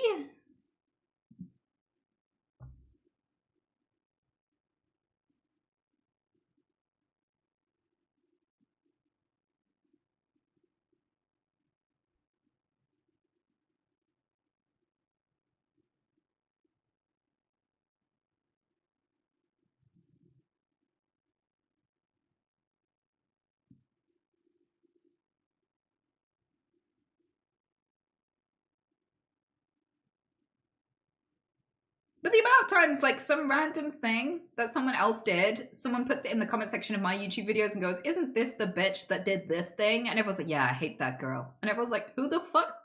No! What? What? Like, it's the only time I'm grateful that people think of me as the Tourette's girl. Because, like, I don't think the Tourette's girl is known for any of these controversies. I'm pretty much controversy-free.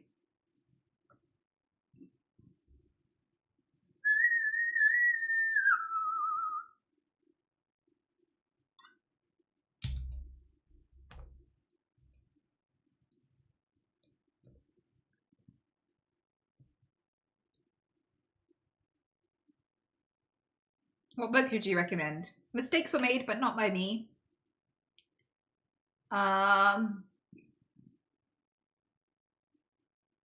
There is a book about a young boy with autism, and it's about a dead dog, but I've forgotten the name. I believe it's a fiction, but that was pretty entertaining. It was really famous as well. The Shadow March Chronicles are good. They take a while to pick up, but once they get good, they get thoroughly good. So that's my fiction recommendation, is the Shadow March trilogy, which actually ended up being a quartet. And for non-fiction, I would say Mistakes Were Made by Me, Delusions of Gender, and Getting Off by Robert Jensen.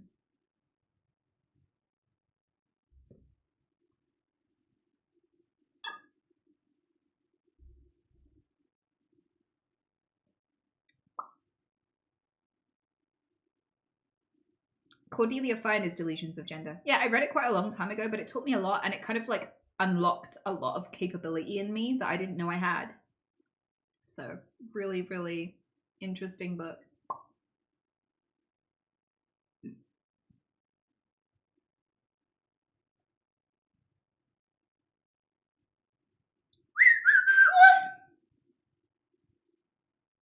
The Curious Incident of the Dog in the Nighttime? Yeah, I read that when I was a youngster, when it was a new book, and I really enjoyed it.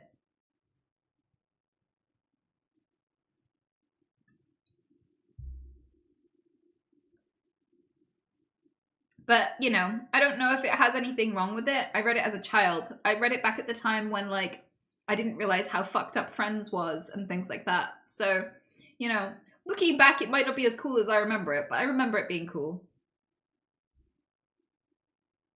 Like, trying to rewatch Friends is so fucking cringe. I'm like, oh god! Like, I'm pulling the eternal aware face.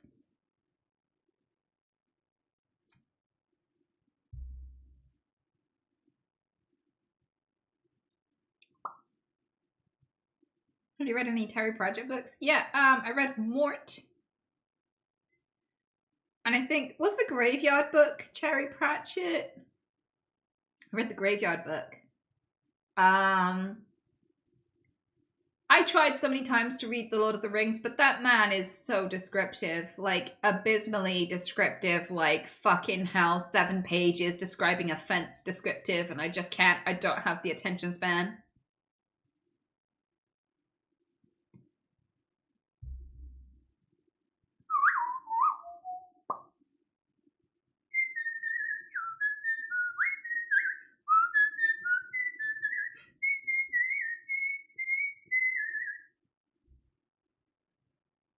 Harry Potter books? No, I never read them. I was late to the Harry Potter train. I was battling with homelessness and shit. Back when that was really a craze.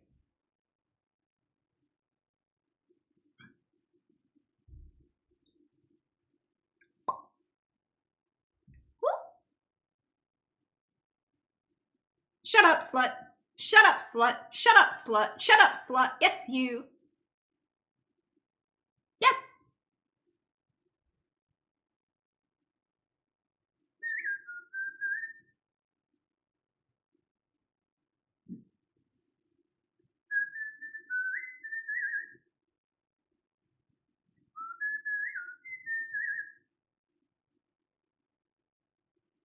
Terry Pratchett has some amazing books. I think you'd enjoy them. Oh, I already know. I mean, I read one of his books that was about sentient shopping trolleys taking over the world. That was pretty fun. He has a good sense of humor. I like him. He's very British about his humor. Kind of dry. Tasty dry.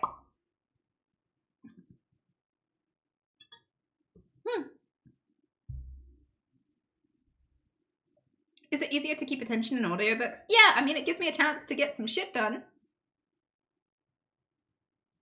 Like, I can tidy the house, do the gardening, trim my bushes, you know? And, like, get up to speed with finance bro lingo and, you know, neuroscience and shit. Low-key, you know the actor who plays, is it Zazu? Who is the parrot in Aladdin? The one that talks like this all the time is really emphatic. You know, that guy. Who's he?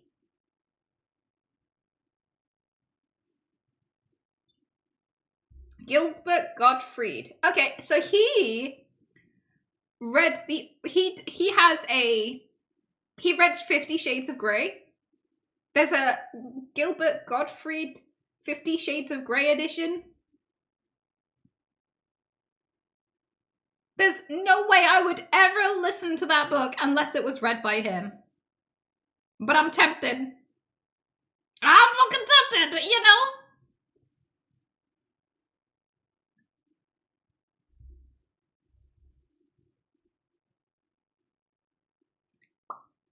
And it's every bit, like, however funny you think it is, you are not prepared. It is so much funnier.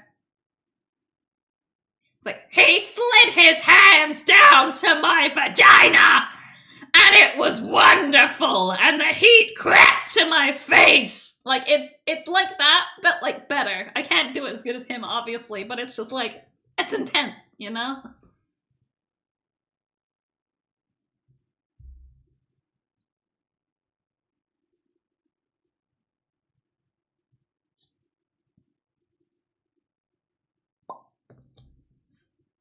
You know, when I started streaming, I never thought I'd accidentally endorse 50 Shades of Grey. When I first heard of that thing, I like all I read about it was, oh, it's poorly written. And everyone who's into BDSM is like, what the fuck, that's rape? Like, this is not, don't, all the mainstream girlies who have no idea what BDSM is like, it's like, oh, and all the people who are like experts are like,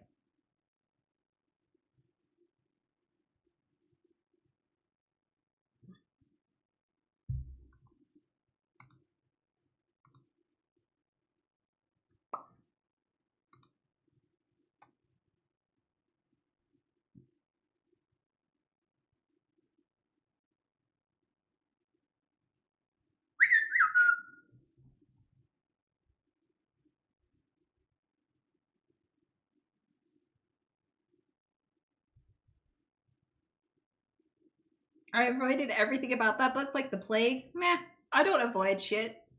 But everything that came to me that I paid attention to was like, I don't think I'm the target audience. Nuh-uh. Not for me. Nope.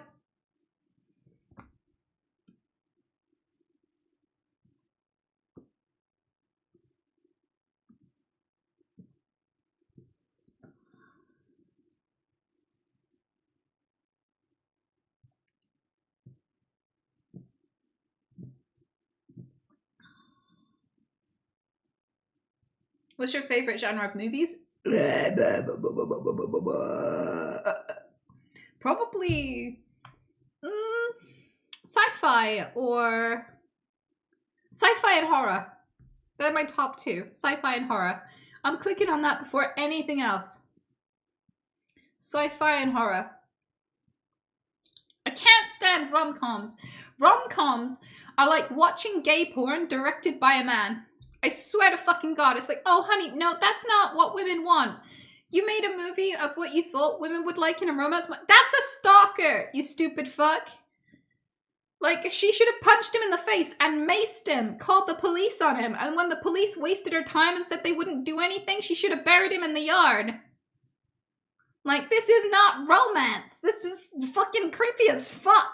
No. Oh, no, honey, that's not funny. That's weaponized incompetence. Oh, no, honey, no. I swear to God, these straight men who write rom-coms, if they dated men like this, it would last a week. Before it escalated to, like, homicide. Holy shit.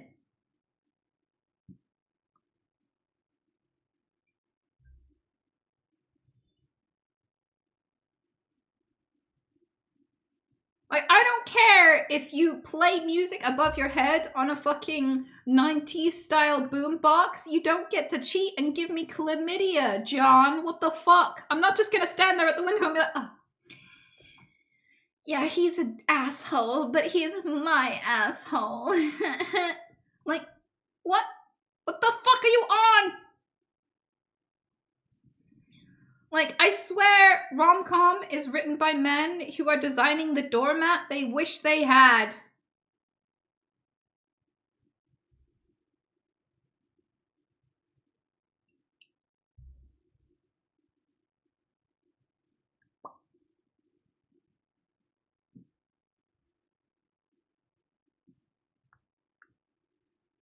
That's why the world needed Wednesday Addams. Like, the way they wrote Wednesday Addams was delicious. Oh. She is showing young girls how to react to cringe. Perfect. Like, fuck me. She is the epitome of self-respect, taking no shit, and dealing with things effectively, efficiently, and well. Like, young girls of society, take notes. Watch everything about the new Wednesday Addams. Like, the Wednesday Addams show is exactly how a teenage girl should be nowadays. Like, that's what it takes to survive.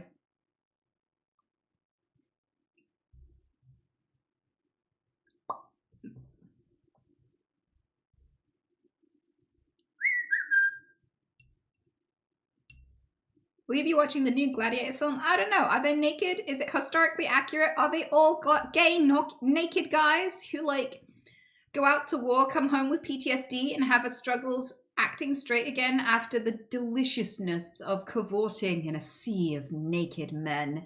So they have to shave their wives' hair to make it short so that they can adjust to mating women again? Because if it doesn't have that level of accuracy, I'm not interested.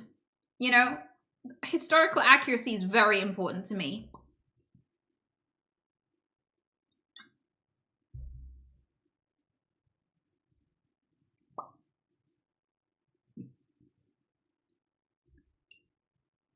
Those are the granniest glasses ever. I know! I feel like I look really old. I feel like I've entered my granny core era.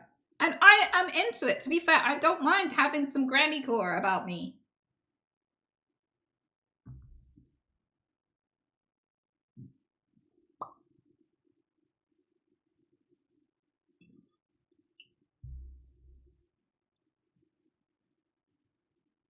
Did you wear contacts before? Yes, I wore colored contacts for Gothmas. And press 1 if you were disgusted when I tried to put those contact lenses in. Press 2 if you were horrified. Press 3 if you were like, this is cool. And press 4 if you didn't care.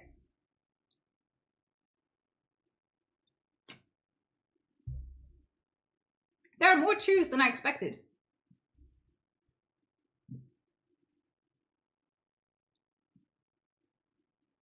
Laurel. Is that the second bottle? No. Why? That's a sus question to ask. This is normal. This is how I always am.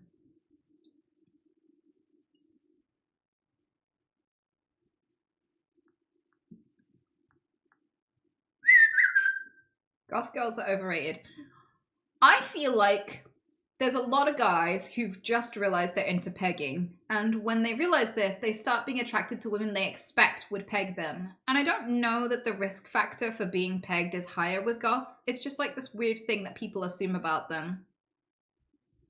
Although I have walked in on a goth pegging someone, actually.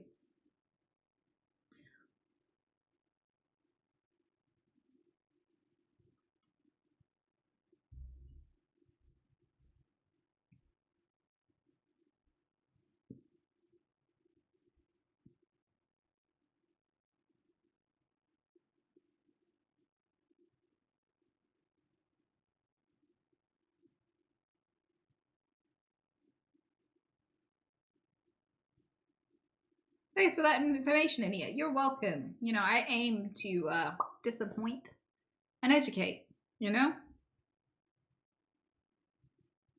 What?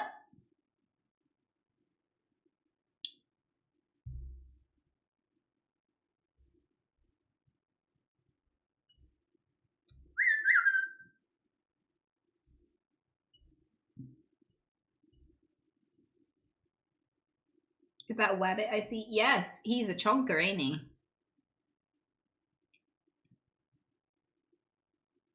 Don't ruin your booty holes, guys. See, I'm not like an ass connoisseur, but men have robust assholes. They are more robust than women's. Men are better designed for anal. Like, they take less damage, and they have a G-spot up there. So, I think it's a maintenance issue.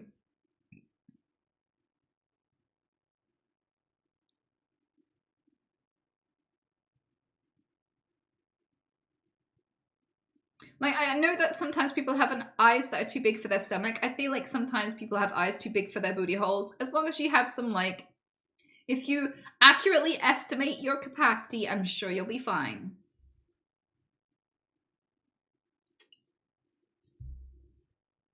Oh, this song's making me dizzy because it's like doing that surround sound thing where it's like starting here and then starting here, like, and I hate it. We have to change the song. It gives me vertigo.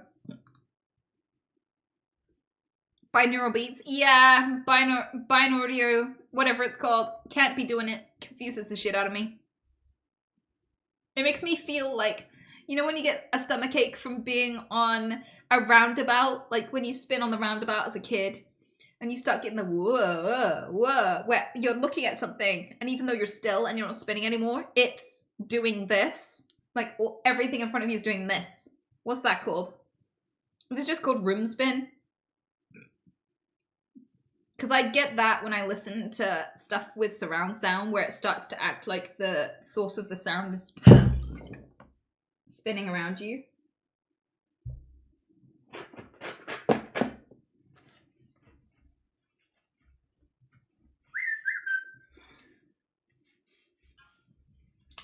You know, when my mates come over, they're gonna like sit on my computer and be like, tick, tick. Why is it sticky? Especially because I have tissues on my desk. Men ruin everything. Like, if people weren't so gamer about it, no one would make bad assumptions about this situation.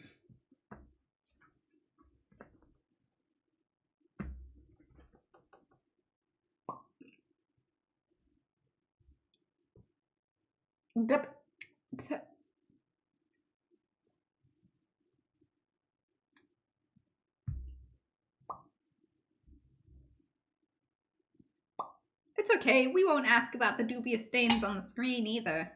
I don't have any dubious stains on the screen, bitch. And I've got good vision now. So I know for sure. I got that 4K vision. Wait. No, I don't. Fuck you.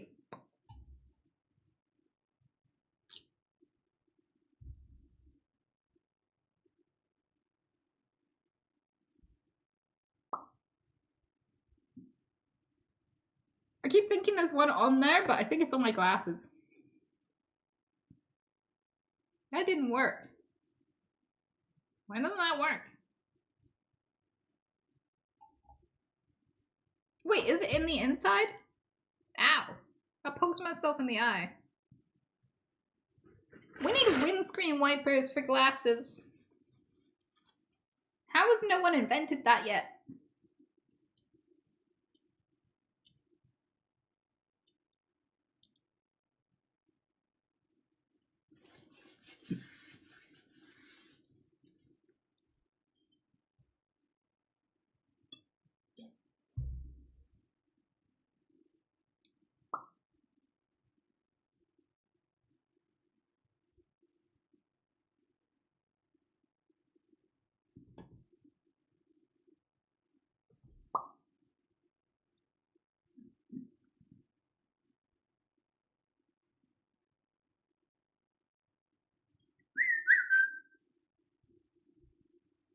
Hydrophobic. Dude, that's a hate crime. You take that back.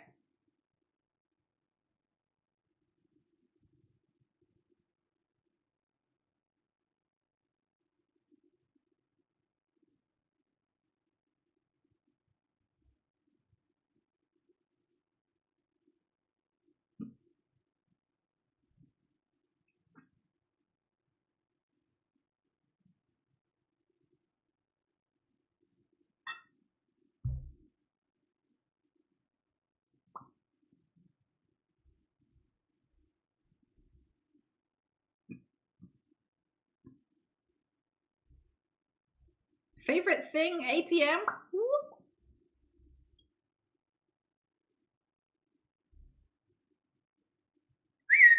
Shut up.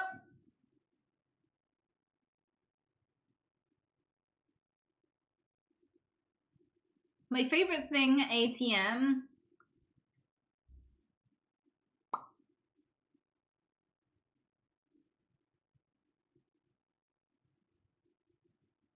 I think it's soju. And then banana fritters with ice cream. And then maybe women.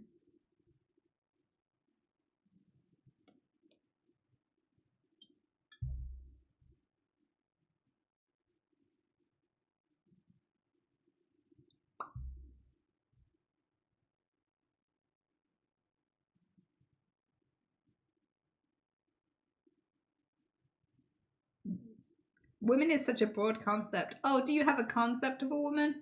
They have waifu pillows for that. It's a common condition nowadays.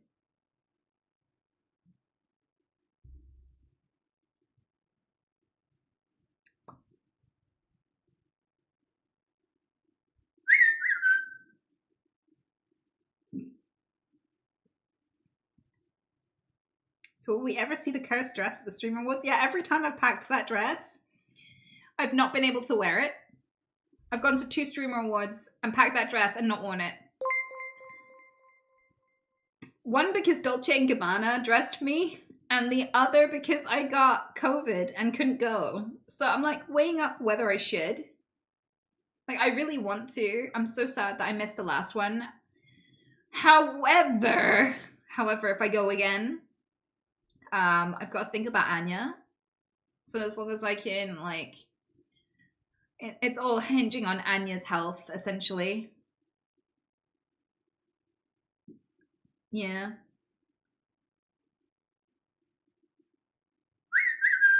I love you. You're gay.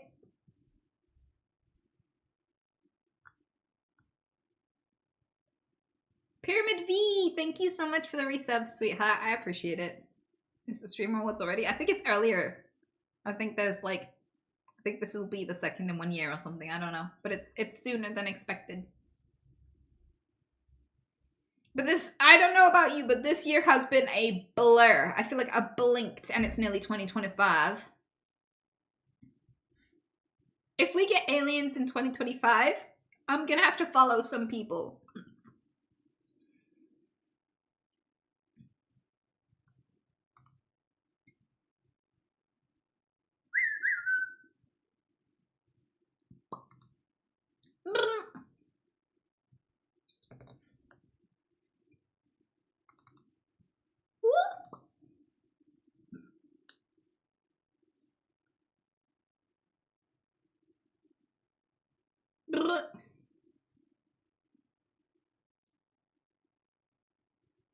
Why does alcohol have a hand sanitizer aftertaste? Because you're drinking hand sanitizer? Hello? Like, if you know what sanitizers taste like, that is the problem there.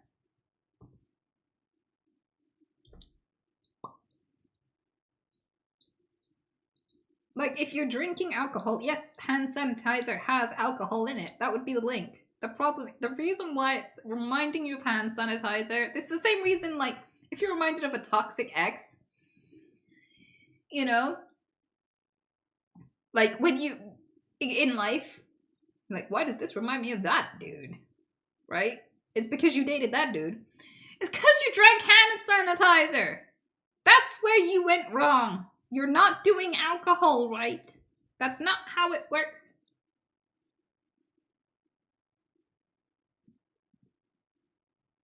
I had a Russian friend and he was like, we love alcohol. And I was like, I've heard that. I heard you guys like vodka. He's like, yeah, we like vodka. And I was like, how much do you like vodka? I mean, British people are like very, very alcoholism. They love the alcohol. So like, that's relatable. And like, no, you don't understand. We were sent loads of like medical aid after the war and we drank it all. I was like, oh, okay. Yeah, no, you beat us.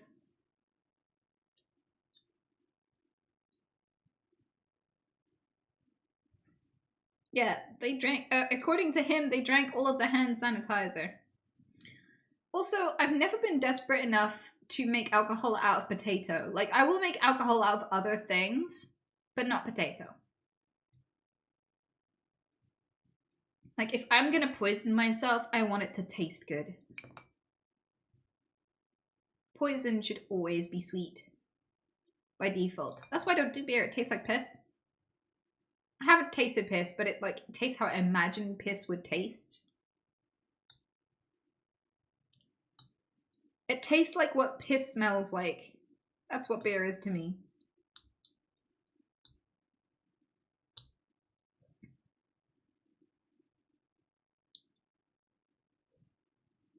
Also, if you're gonna consume yeast, there are way better sources of yeast, if you know what I mean.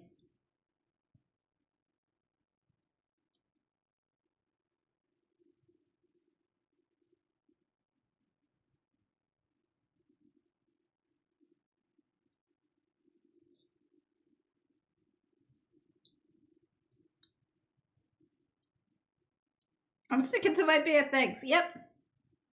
More for me.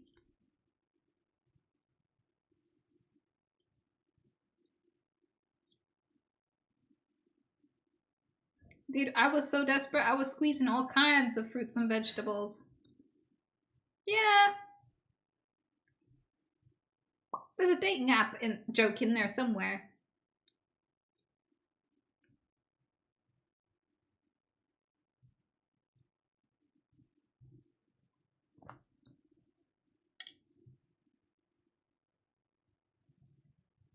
That sounds like a Grindr joke.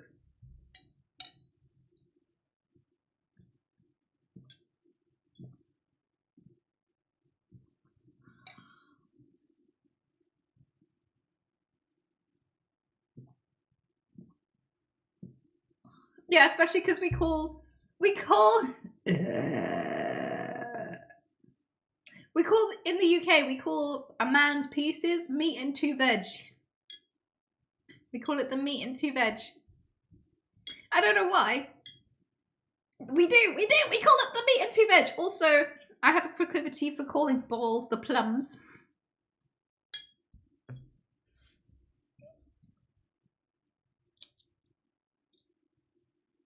Who calls it that? Men! Like, oh, I almost lost my meat and two veg, you know?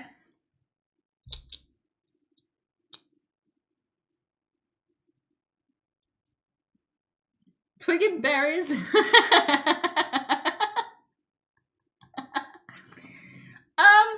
Maybe that's the petite version. I don't know. I guess it depends on the size.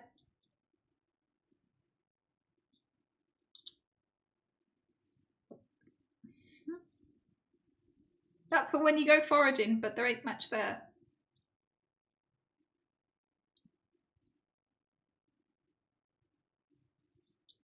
Plums are fruit. Exactly. Now you're getting what you're picking up what I'm putting down. Exactly.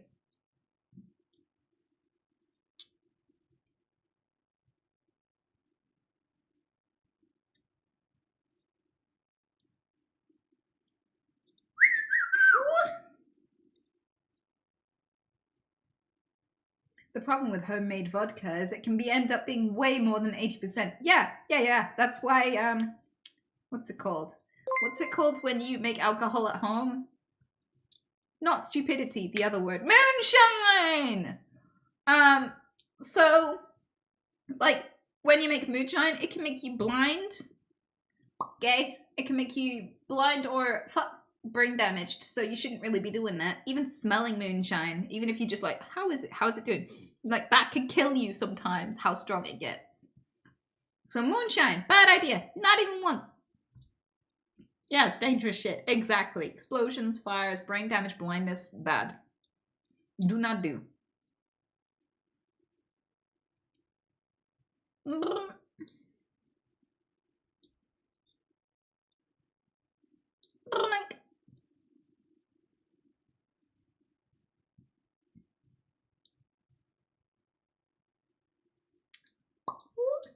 It's not about how strong it is, it's about the methanol content. Like, I cannot say methanol without people getting mad at me. Ethanol, methanol, methanol, methanol. No matter how I say it, people are like, Ray! Ray! That's not.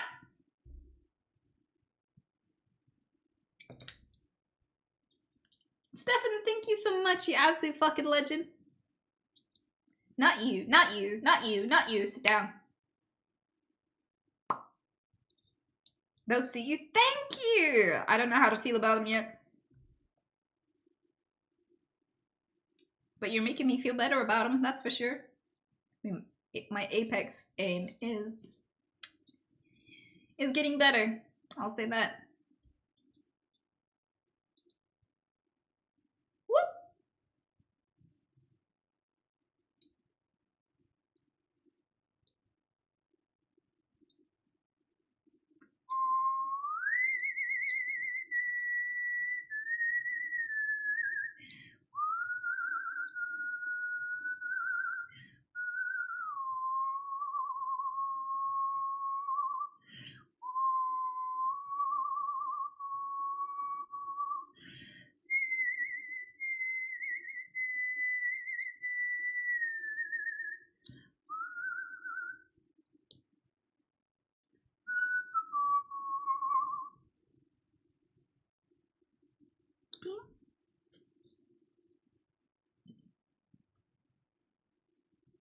Alright, Galaxy Gas Gamer, I'm the only one who's allowed to bring down the mood. It's my stream. If anyone's gonna get depressed, it's because of me. Alright? You can't just breeze in here like that. Stealing my fucking thunder.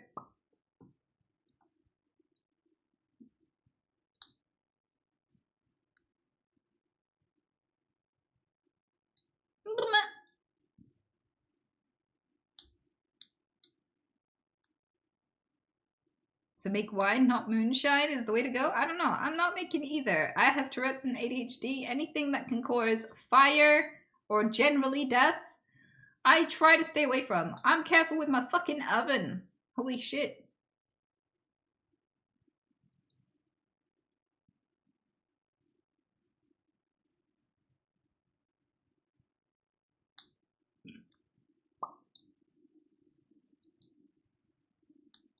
Drink! You love dick. You love dick. You whore. You love.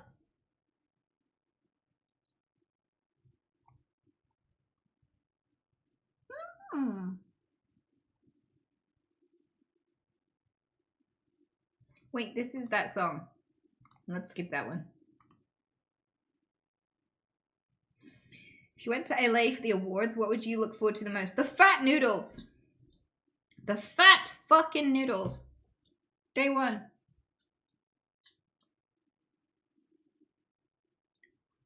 Like, one thing America does right. One thing. Only thing. Food. I would be so white people happy if I lived in the States. Holy fuck. I'd be eating everything. Is that a streamer? No! What? I would never do a streamer. I have standards.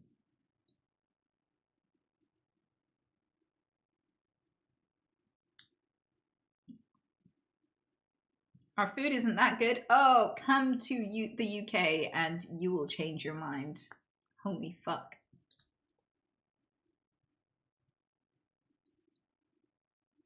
The food in America is just, oh, so good. And I can also order it anytime I like. 3 a.m. munchies, of course. Well, I say munchies, not because of weed or nothing. Don't get any ideas. Just like, I want food in the middle of the night. I want it. I need it.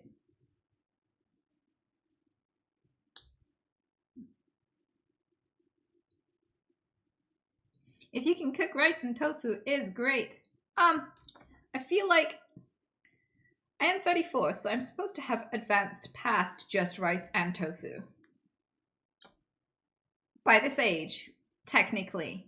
Like, I have been cooking a long time.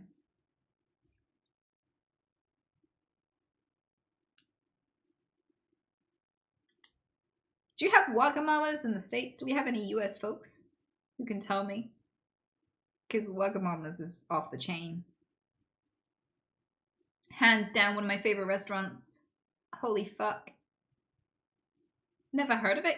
You never heard of a Wagamamas? Oh, I cry for you. We need to send aid.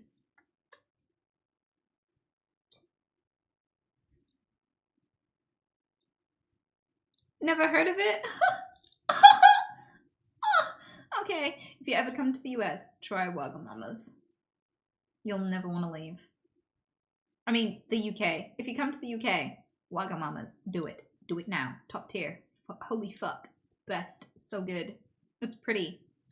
And the people who serve you are nice. And polite. And have charming French accents, apparently. Or at least this one did.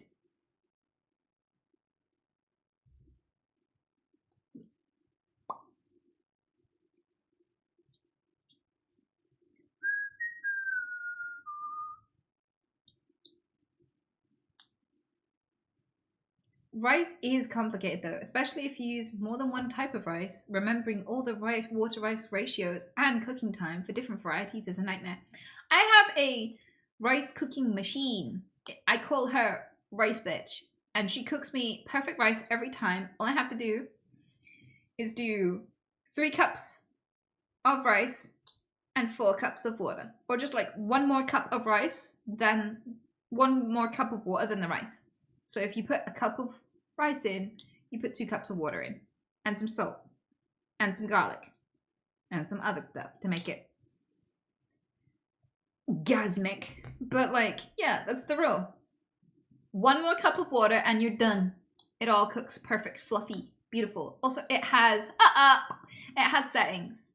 It has settings. All you have to focus on with a rice cooker is whether or not it's got Teflon or PFOs.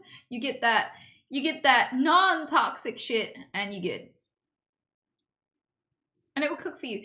All you have to do is put the rice in the machine and press bing, and then you cook. Then you make the stir fry or the chili or the curry or whatever the fuck you have with that bitch. And the rice bitch in the corner will be like, I have it for you. Mine sings. She's like, do do do do do do do do do do do do do. So you can like peer away over to the corner with the rice in. Be jamming like, ah, yeah, so fluffy, so white. What are the non-toxic ones made of? Ceramic, usually. Bitch. Usually you suck, you suck, you suck, you suck. Usually you up.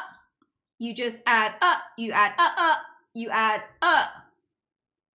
You usually they're made of like non-stick bullshit, but you can get like eco-friendly, non-toxic, PFO-free kind of stuffs. That's a choice.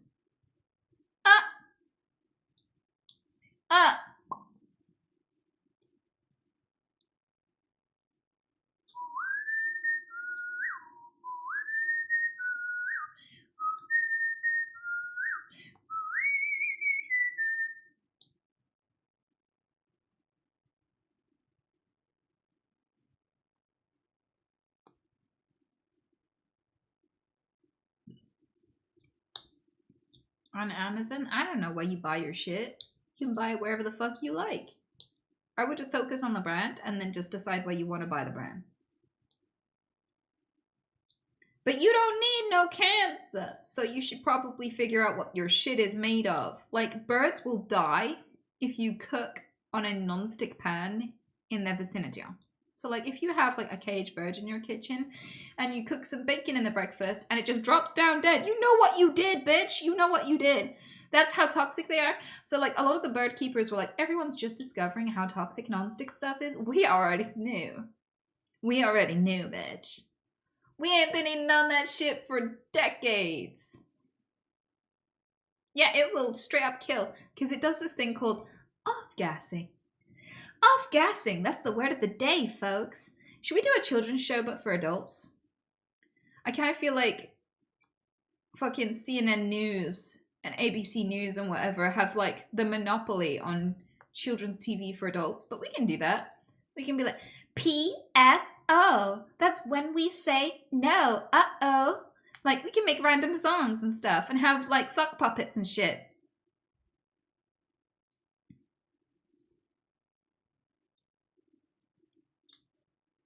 Brink.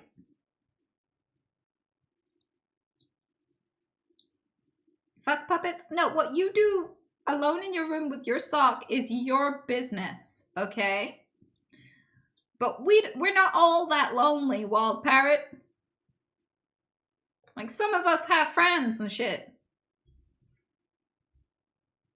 But you go ahead and cry into your crusty sock. It's okay. Yeah.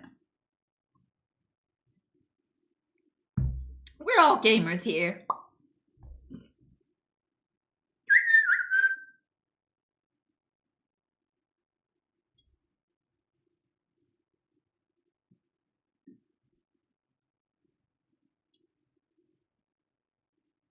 Blah. You guys have friends, chat? Don't get me started, Amaranth. There is no male loneliness epidemic. If you're sad that people won't give you attention, be friends with each other. Like, all you have to do is, when you're all facing out going, hey, we're lonely, just face towards each other. Bam! Solved. But I don't like men. Well, then why should we like you? Don't come complaining to me.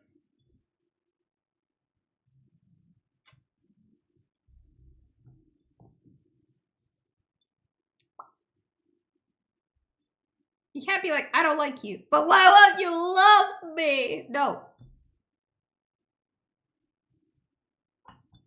That's not how friendship works. It literally is! You go, hey, how's the weather? And they go, yeah, it's raining. And you're like, oh, I hate when it rains. And they're like, actually, I like it when it rains. And I'm like, you freak.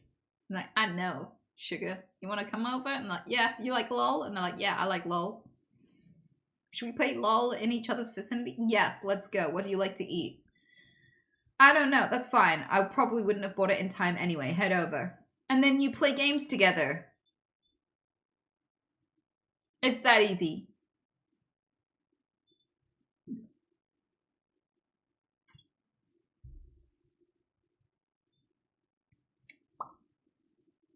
Well, there's your problem. You like League.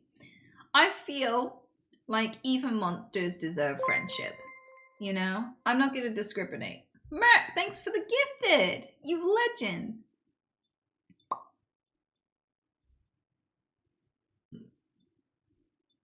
Blah.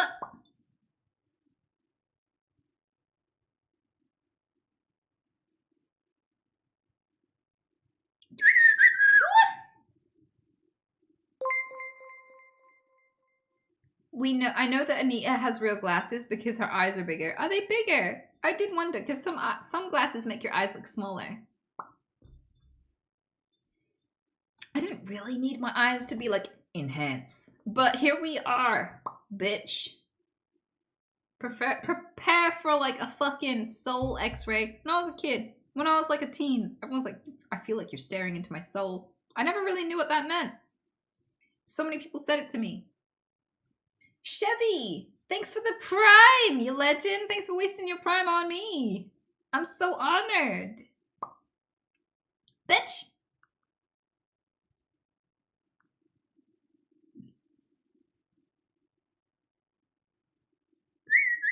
Or drink, it'll make you talk about League of Legends or Fate Worse Than Death. Did I read that out already?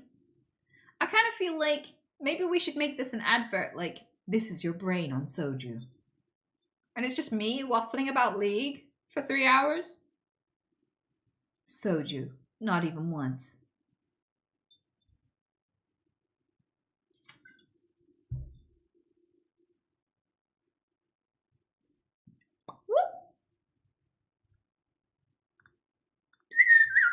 Her views are real? Well, here's how I know I don't have bots. I've hugged some of you. Like, I've had to peel myself off your sweaty armpits in the hug. Like, I know, that's pretty real. That's pretty high definition. I'd be surprised if AI could generate that shit. I've done meet and greets with you guys. You're great. I have gifts from you guys. You're very generous. I don't think AI is that generous. Blink!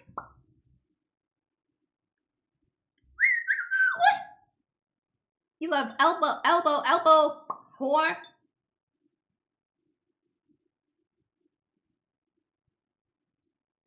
My hair is too good to be real. Really? That's a flex. Although, I am sad to say, I don't remember your hair. So I can't verify.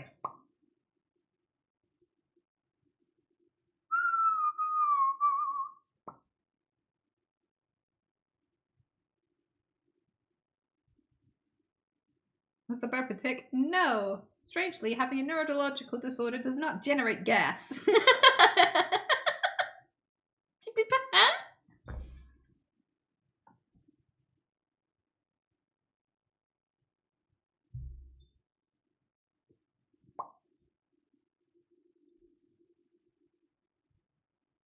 Although I had a burp earlier where it felt like I was speaking in tongues. It was like...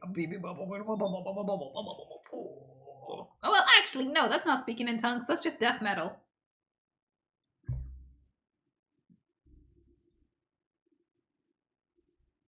So did they prick test you with chat to see if you're allergic to that? I am never letting chat do that to me ever. I'm sorry, but like, if you want to cure your virginity, you're gonna have to actually have some charisma and shit.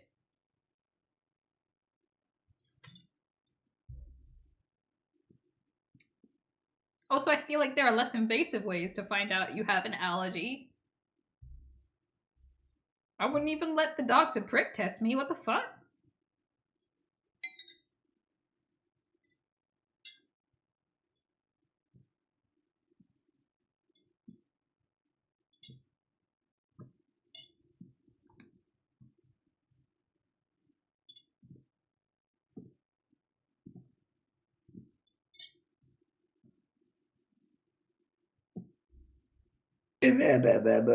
Ooh.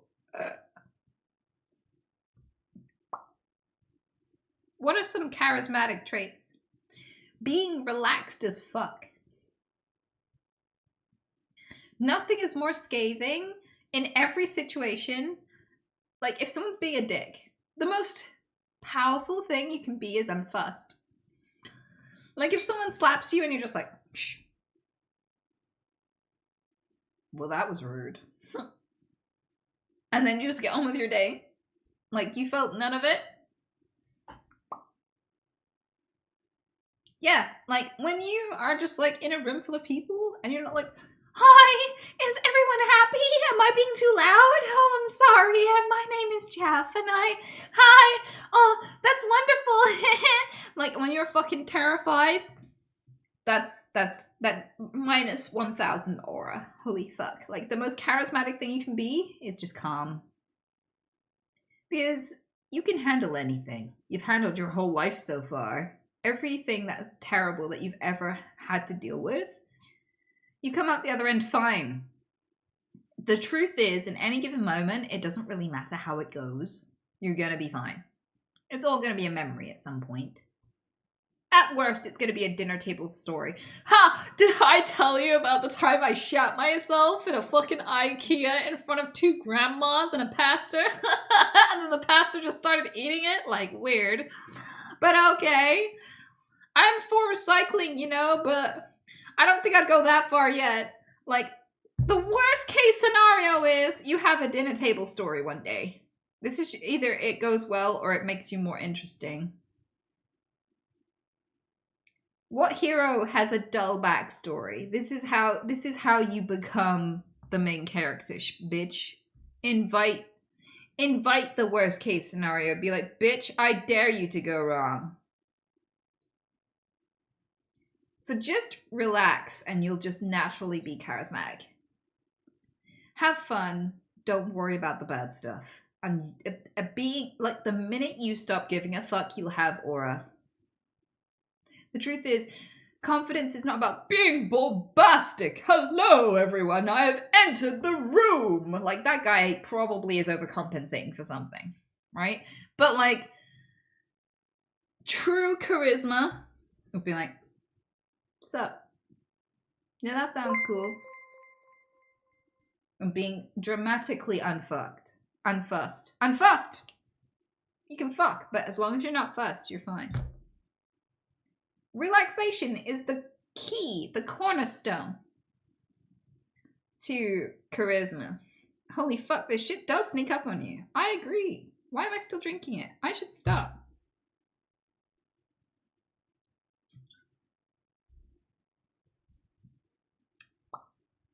Could you name a charismatic person? My mom. Everyone loves the shit out of my mom. Like, my mom had a fan club. She doesn't even make content. Like, she could just exist and like 17 men minimum would follow her everywhere and be like, ah.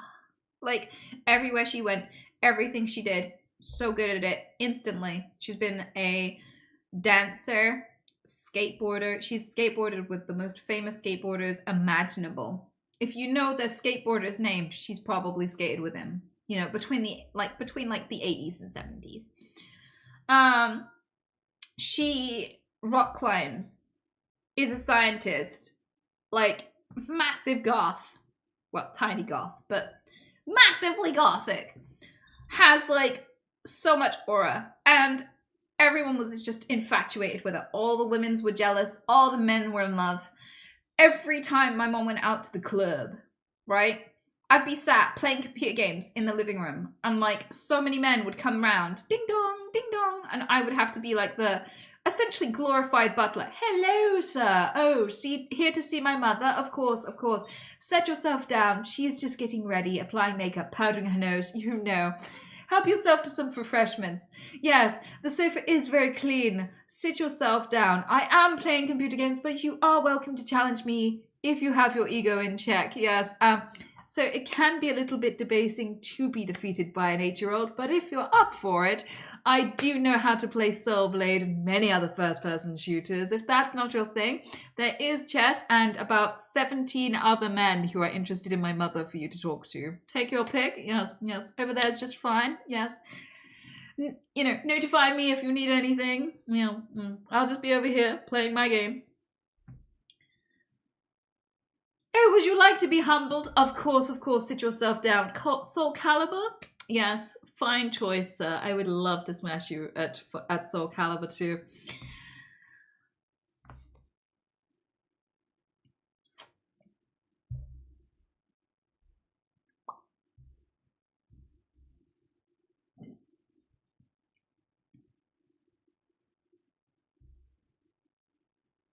Soul Calibur 2 was a great game. Yeah, slightly concerning, but great. I mean, it was a bit more bearable before I grew up.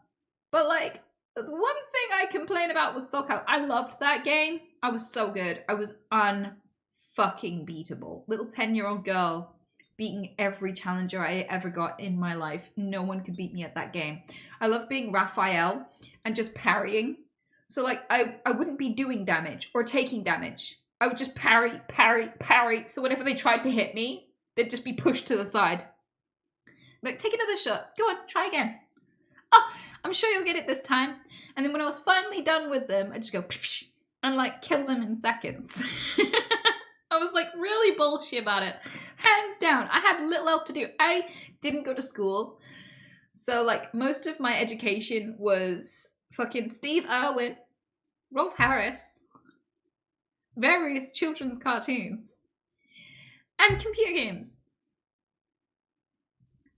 Like, if I had to name a teacher of mine that I really looked up to, it'd be Mario, because I'm only just shorter than him, you know?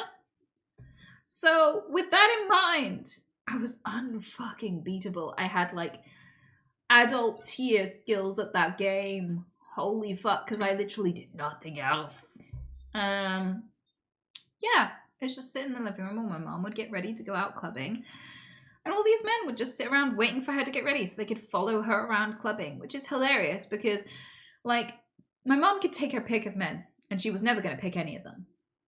Like, it would always be the guys who, like, the nerdiest guys, right? Who would end up being in the fan club. And then when she went to the clubs and, like, the guys that she was actually interested in, she would flirt with them and stuff. And, you know, that would be her, like, her demographic of men she was interested in. And they would just go there to watch her be interested in other people and dance. So I don't know why they wanted that, but they did.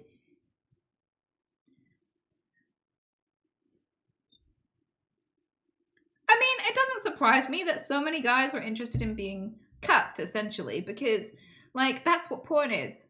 You know, they tried to do a study on how much damage porn does to the average human, but they couldn't find a control group of men that don't consume it that was large enough to do the study successfully.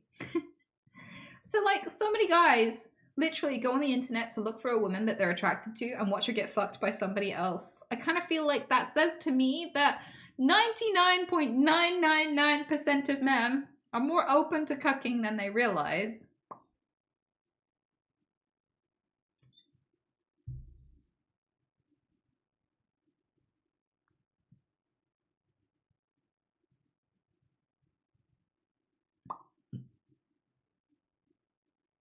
Okay, so the mods have just sent me this clip and went Soul Calibur mentioned. So let's see what they have to contribute to the stream. Let's go have a look at this.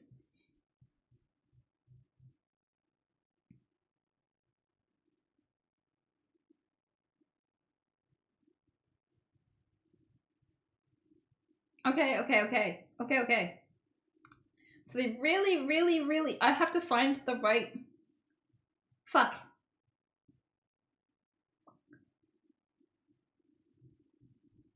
There we go.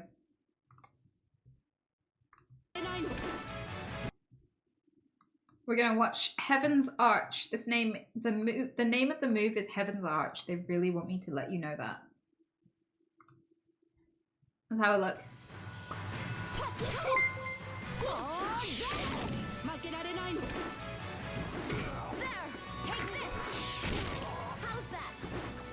Holy fuck, I used to look at these graphics as a kid and be like, it's so realistic, we're living in the future. I can barely tell that this isn't real life. And I'm looking at it now and it's like 8 pixels stuck together with duct tape and a prayer.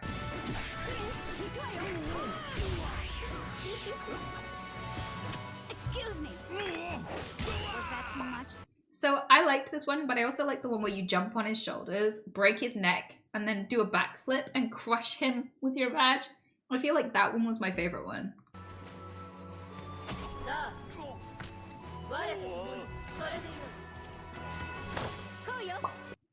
Oh wait, we got another one. Hang on. Did you find it? I was so good at this game, and it was so not appropriate for children. Holy shit. Is this the one? Ready? Here.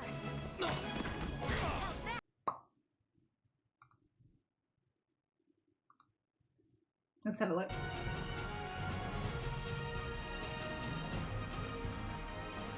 God, this brings back so many memories. I love this game. The target is mine. Go to this timestamp. Could you tell me the timestamp so I can flick to it? Because I accidentally skipped.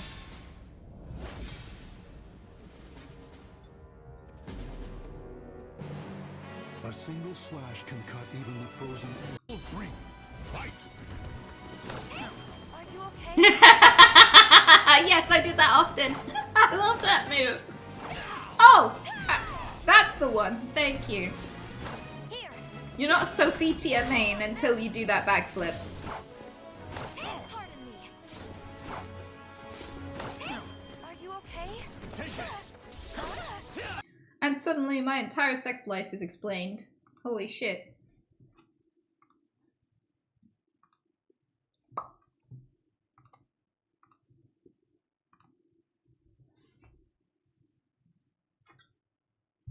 Voldo explains mine? Oh my god. Press 1 if you know what that means. Press 1 if you know who Voldo is. Yep. That dude. He's like a paralysis demon, but kinky. It's funny because they went down the Dommy Mommy BDSM route for Ivy's design, but they went down the sub BDSM route for Voldo's design. There isn't really a Dom BDSM character in Soul Calibur for men, but there's definitely a sub. Definitely. I mean, questionable characters, Talim. I think Talim's 14. Go look at Talim.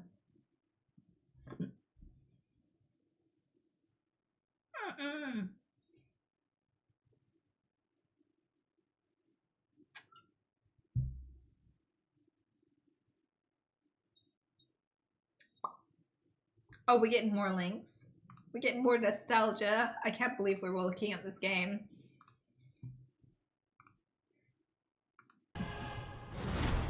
Bondo. There he is.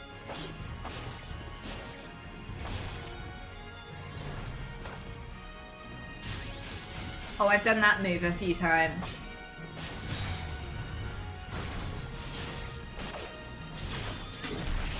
That thong, though! I didn't realize he was in a thong.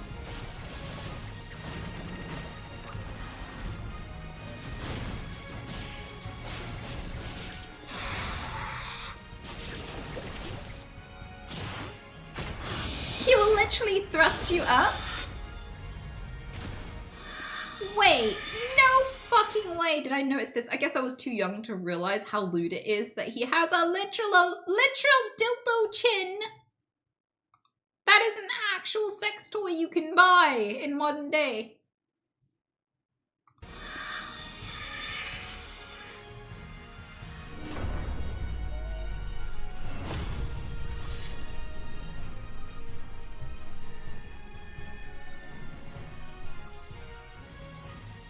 So yeah. Soul Calibur, everyone. My favorite childhood game. Where I could kill people in the most interesting outfits imaginable. And people were like, adult men were playing with me, like men in their 30s and 40s. And I was like, why don't you choose one of the girl characters? And they're like, I don't want to play a girl character. It's really weird. But they were playing that game with a 10-year-old girl.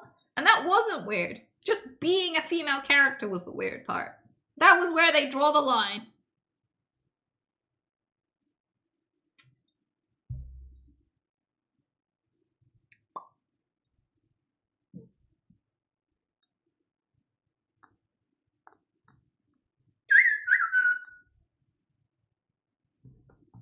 Annie, my girlfriend broke up with me last month. Oh shit, okay, we're getting serious now. Okay, hybrid.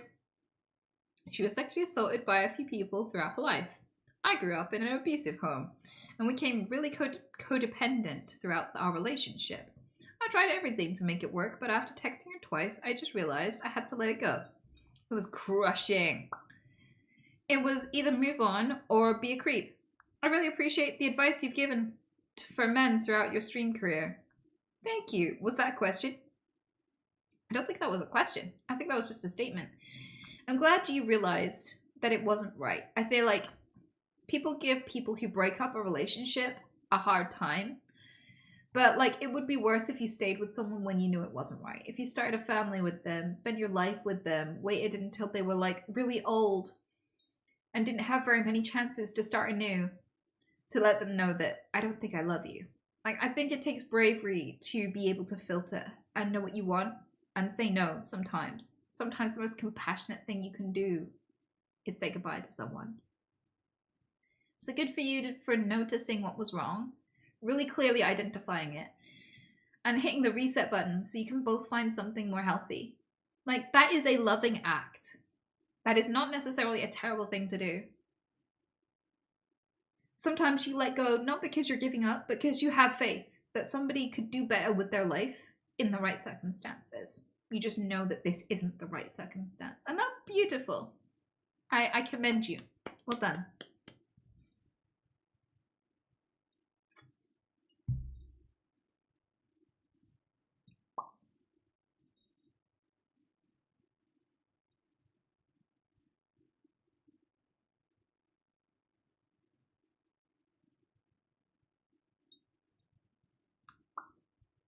You know Charlie Sheen? What, the dude with tiger blood?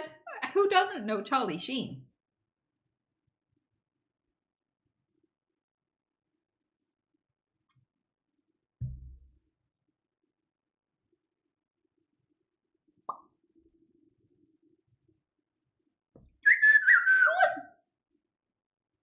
You like Dick? You clap like Louis Walsh? Who's Louis Walsh? And how old is he? You never know, he might clap like me.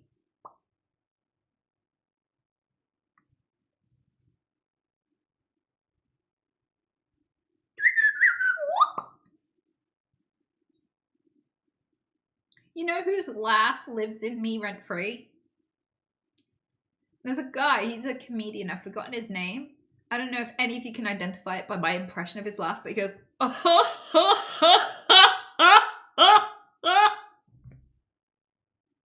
and it kind of looks like a ventriloquist doll when he does it. Jimmy Carr! I'm good at impressions after all. I love that you knew immediately. There were no wrong guesses. I found my fucking people. That was so good. I'm so proud of you. Or am I proud of me? I don't know. I'm proud of us. I'm proud of us, guys. We did it.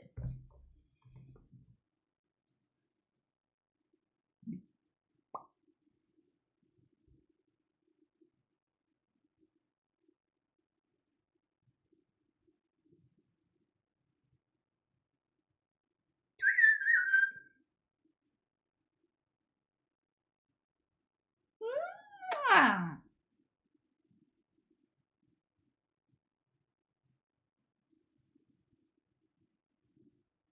He looks like a ventriloquist doll in general. I think it's on purpose. I think he meticulously grooms himself and takes good care of himself, and it adds like a little bit of uncanny value because we're not used to men putting in that much effort. Like, women draw on their eyebrows and shit all the time, and no one goes, oh, I don't know.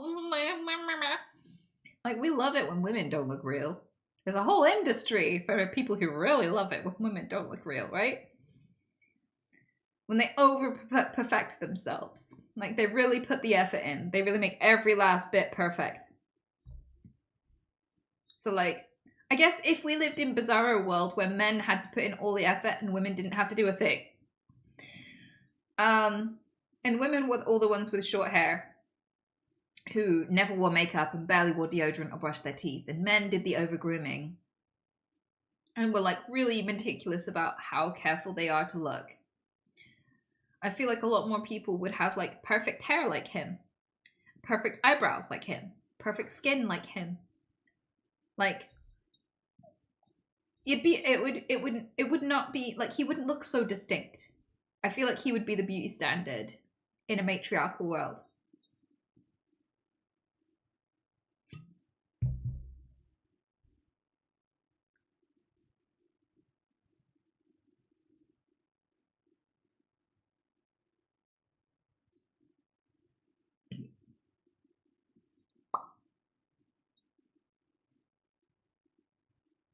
Do you believe there should be a beauty standard? Yes and no. Yes and no. I don't know if you want me to expand on that. But I feel like it has a good place and a bad place.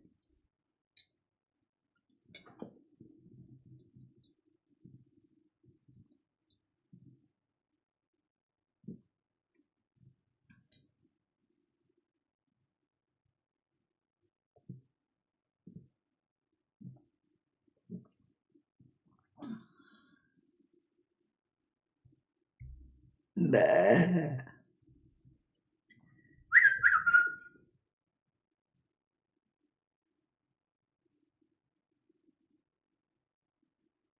I didn't see an F1, so I don't think you guys are interested. I'm sorry, I guess you don't see your I don't think you're gonna get your answer.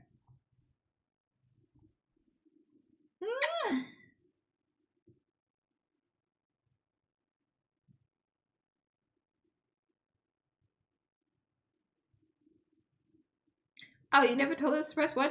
Okay, if enough people press 1, I will give you an answer on whether I think there should be a beauty standard, like an in-depth one.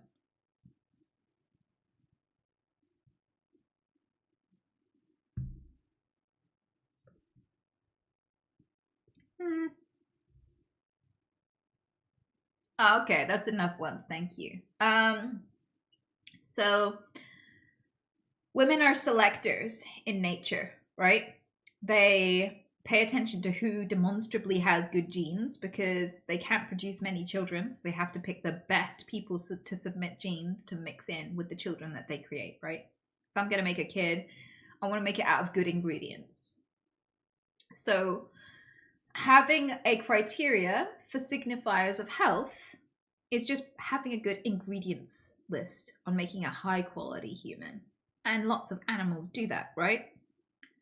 So looking pretty, healthy, having thick hair, having clear skin, you know, having a little bit of muscle density, having good teeth, nice white eyes. These sorts of things are not like they're like signifiers of health, but they're also technically beauty standards. They're technically things that you look for in a beautiful person.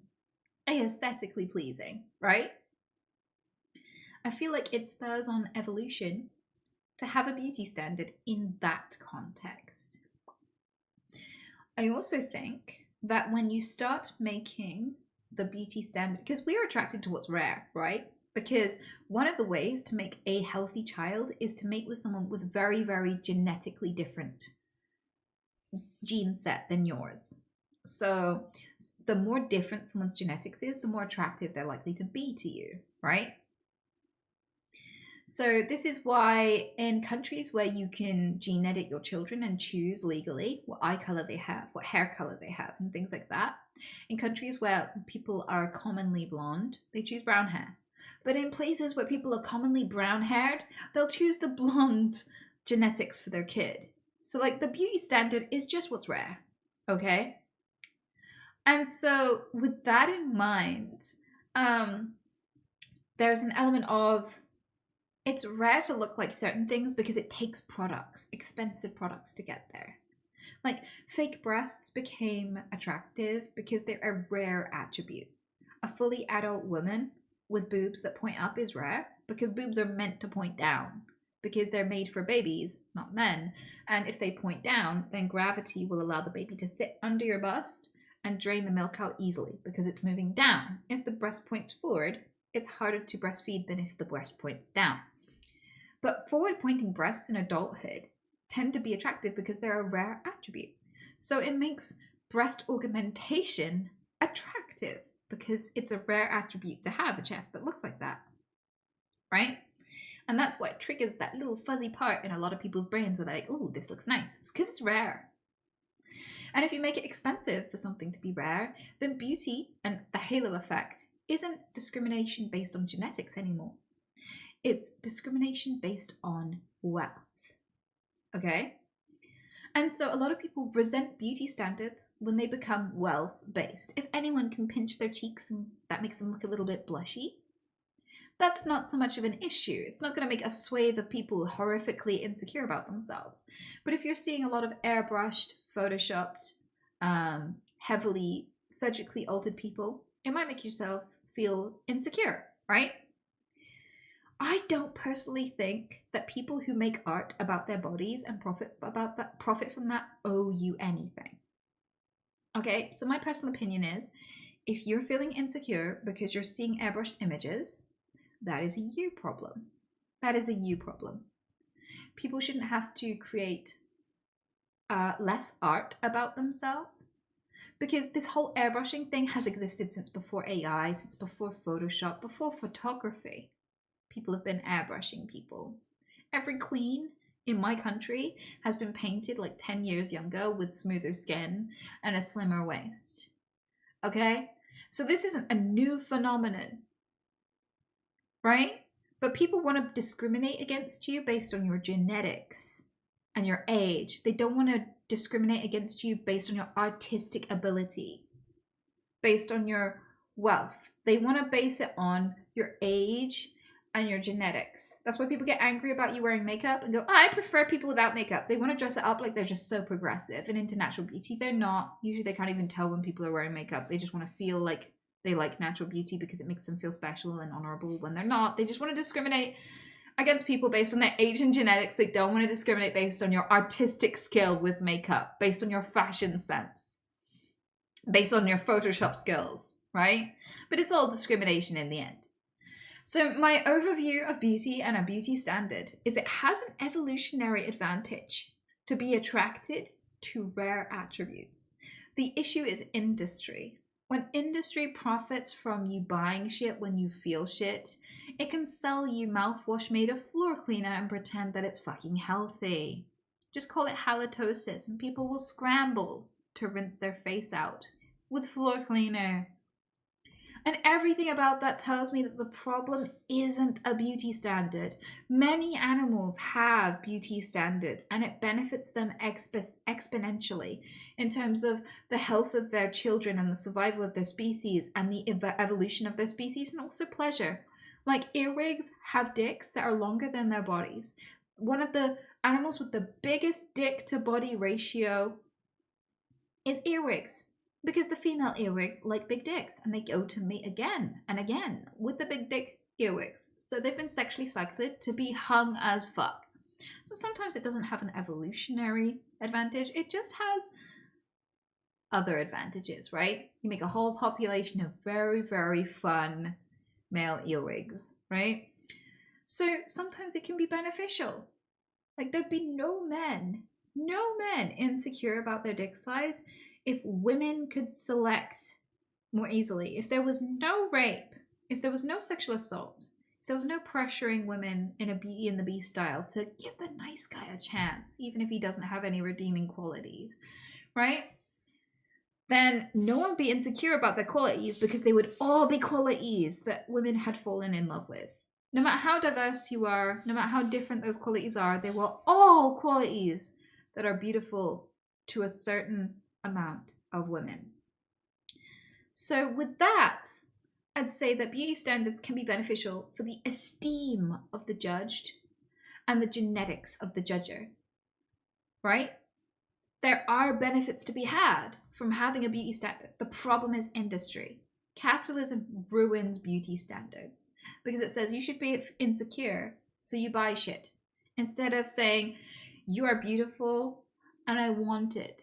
Which is like all of evolutionary beauty standards are about desire, health, and the furtherment of the species. All like industrial beauty standards are about making you feel so ashamed that you're willing to part with any amount of money to escape that shame. And that shame box is often artificially created by beauty companies. I don't think it's created by people who airbrush themselves or surgically alter themselves. I think it's created by the industries who want to sell your product, whether it's augmented tits or foundation or hair gel or leg extension surgery or dick extension surgery. The shame box is the problem, and that's all about money. Biological beauty standards benefit everyone, but financial beauty standards hurt everyone.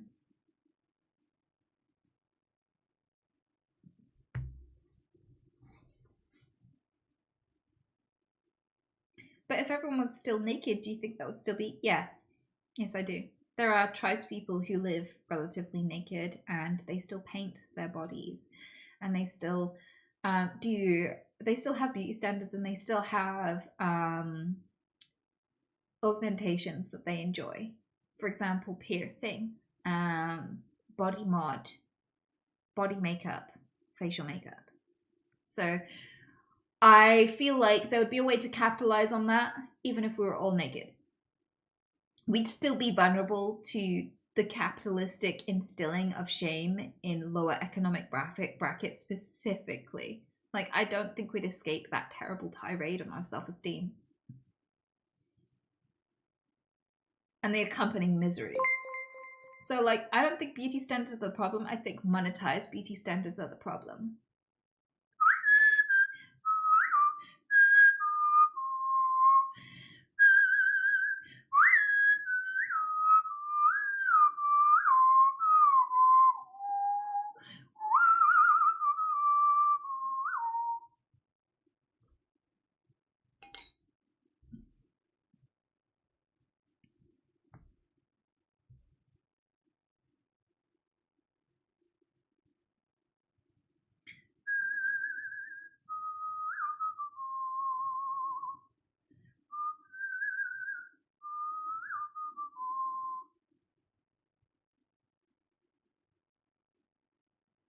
Because, like, in nature, if you're sexually selective, you make peacocks.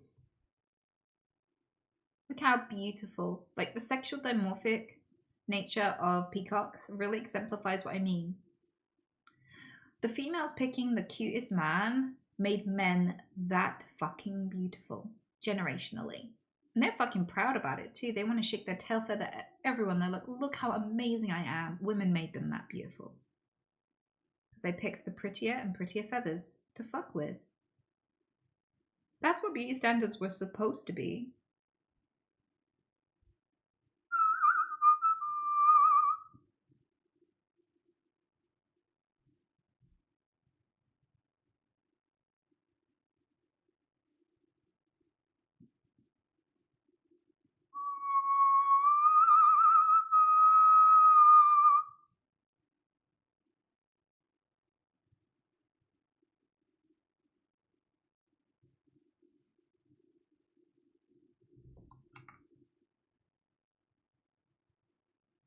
Could you please expand on why people are born with undesirable attributes? So, the reason why people are born with undesirable attributes is one, because of genetic mutation, and two, because those attributes were desirable at some point or another. Like, unibrows and big noses are undesirable now in my culture, in my timeline. But there are places in the world and times where big noses and unibrows were sexy as fuck because they were rare. The more common a gene becomes, the less attractive it is. Being larger, having a bit of fat, was considered attractive when getting fat was hard and rarer.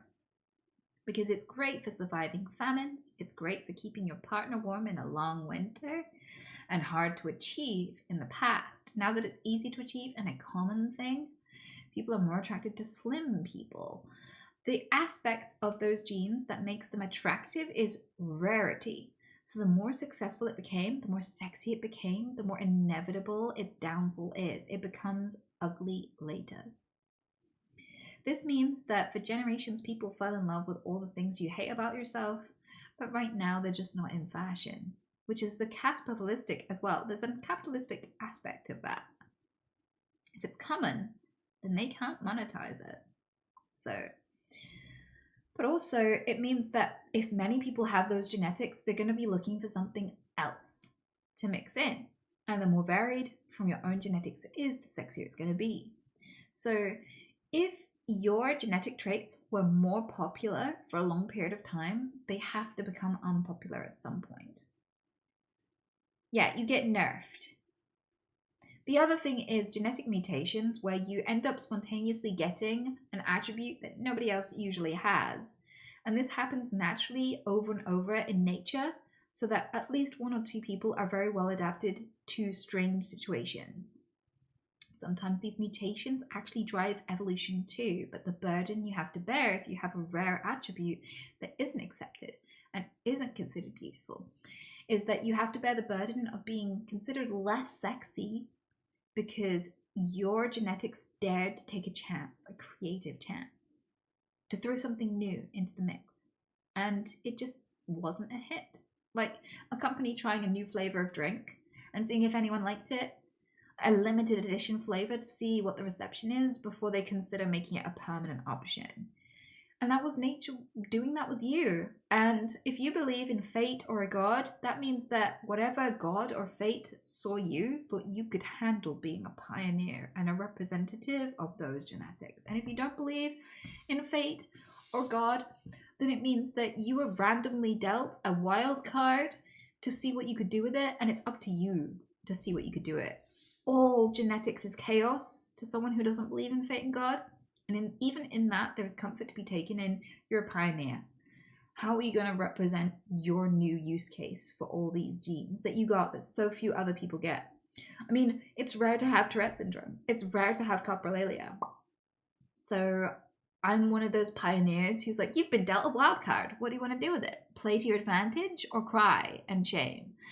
And I played it to my advantage, and it's great. If you're rare, it increases your value. So I was told my whole life that my Tourette's is an undesirable trait, but I played the card right at the right situation, and now I'm thriving. So I see undesirable traits as usually rare traits. Or if they're not rare traits, they're traits that were so popular they needed nerfing. And you're just unlucky enough to pick this character type at a time when it just got nerfed. It's like maining a character in a game. And then all of a sudden, the devs were like, this character's OP, nerf. And you're like, oh, fuck!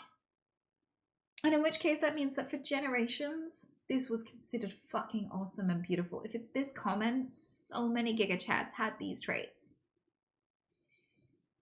You just got them at the wrong time, bro. They're not undesirable. They're just undesirable right now.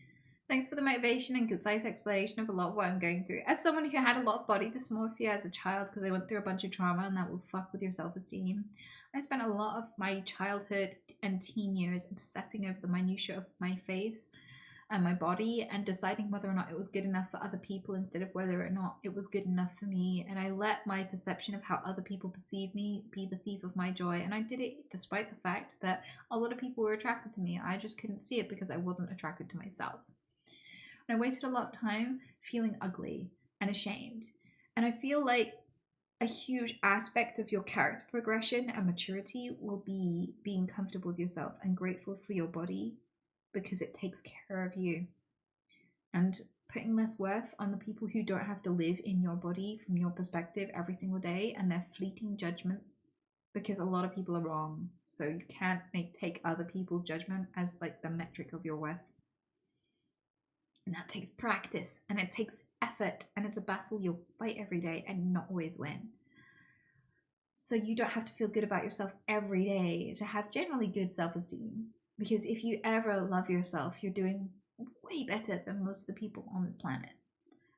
With that in mind, my lovelies, I'd say if you're feeling ugly or undesirable, first of all, the traits you have had to be sexy to someone or you wouldn't have inherited them, bitch. Secondly, it doesn't really matter because you don't owe the world beauty. It's not the rent you owe the world in order to pay for your existence. You're allowed to exist whether other people want to fuck you or not. It's inconsequential. You generate the worth from loving your life. You do the things that you love, and they don't have to be people. And that gets easier and easier to see the longer you exist. All it takes is practice. You're gonna be okay.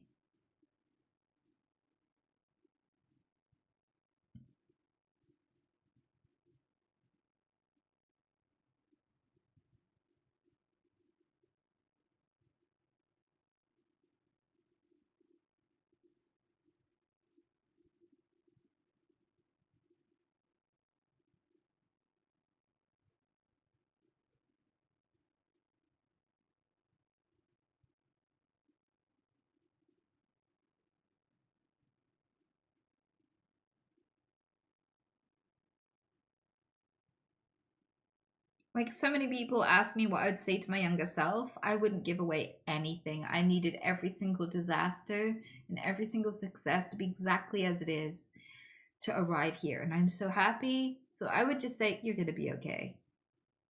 I wouldn't give anything away. No spoilers. No advice. You're going to be okay.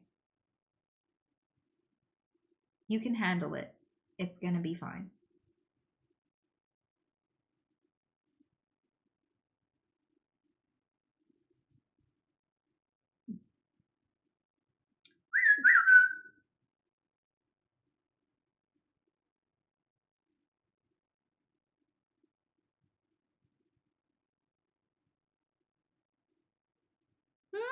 Ah. What movie do you still find thought-provoking?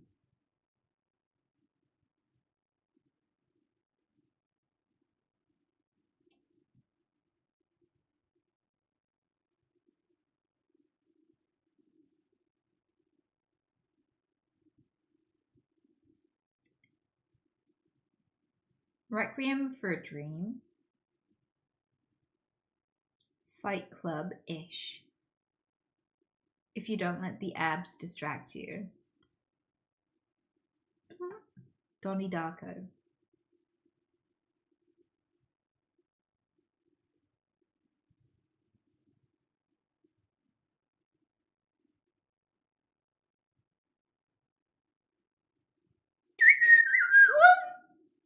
Shut up.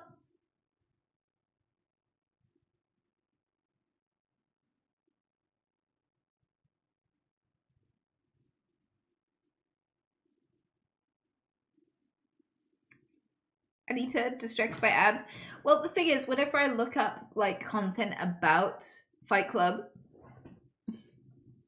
even if it's posted by men, they'll make montages of an oiled up blonde guy challenging everyone to a fight and not do massive commentaries on its blatant critique of capitalism. So, I don't know. The abs were strong with this one.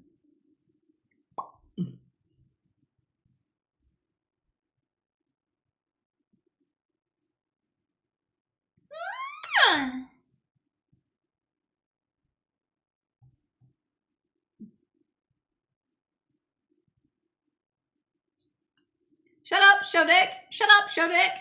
Show dick. Shut up. What?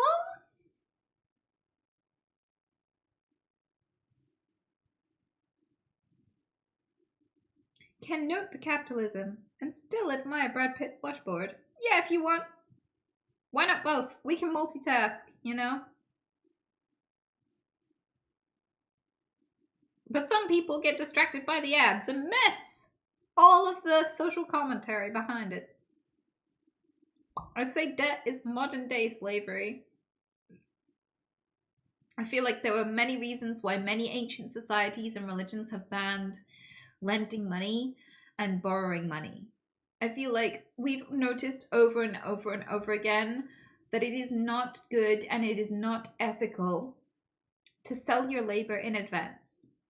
That it can cause horrific consequences for everyone involved. So I kind of feel like debt is a bad idea.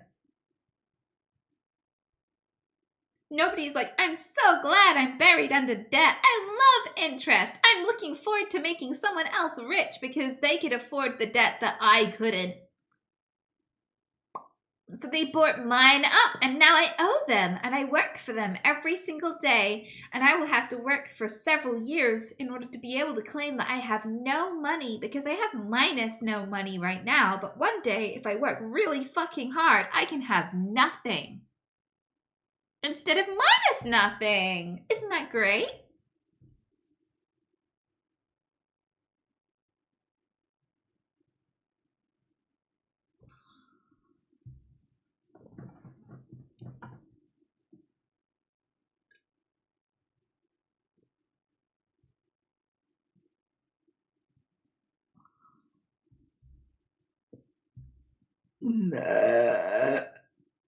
In men, women love power, competence, and self-control. Beauty in a man comes last. You keep telling yourself that. I feel like that's something men tell themselves to comfort themselves, but it's not actually true. Every man I know who thinks that way gets cheated on, and I don't think they deserve it. No one deserves to be cheated on. It's just if you ignore what women desire and you don't listen to them, it will fuck you. It will fuck you.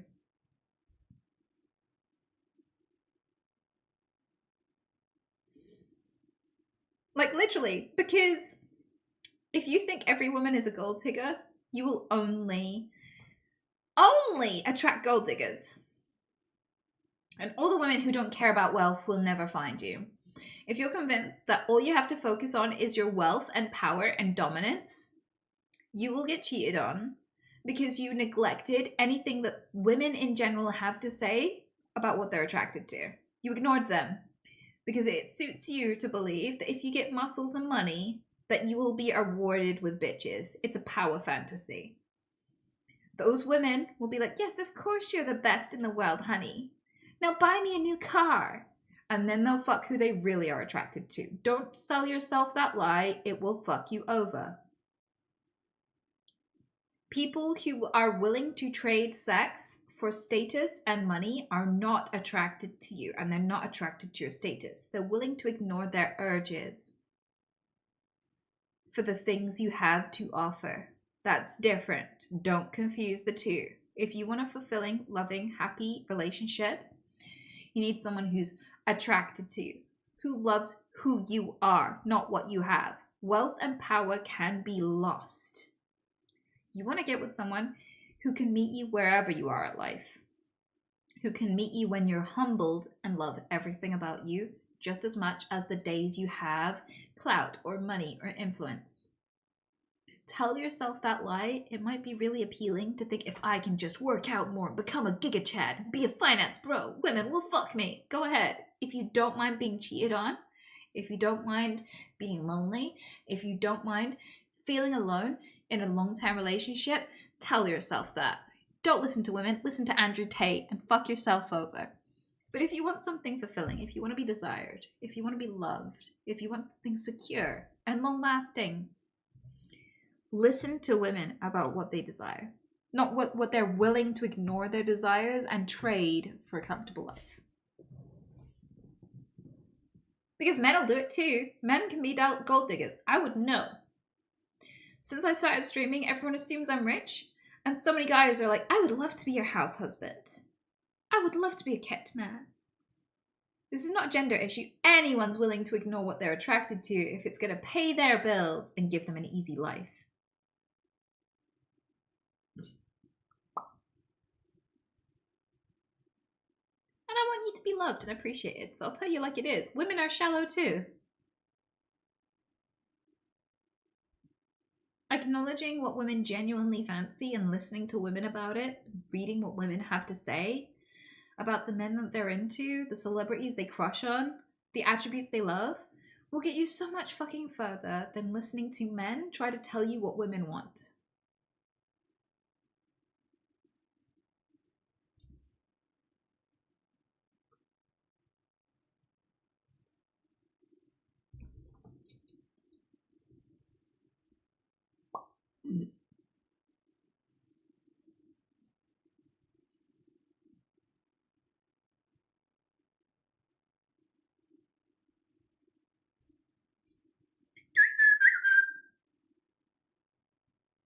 But I should go.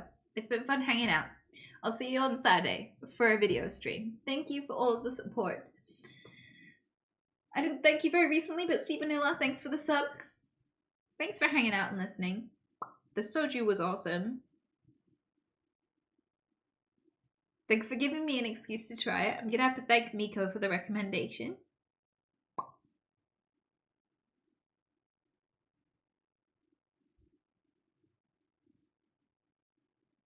Glad you like it. It's a great drink. It really is. I'm so desperate to pee though, so I'm gonna go. If it weren't for my bladder, you'd have more of me. But have a great night. Be good. We'll do the end screen now. Be good, okay? Bye.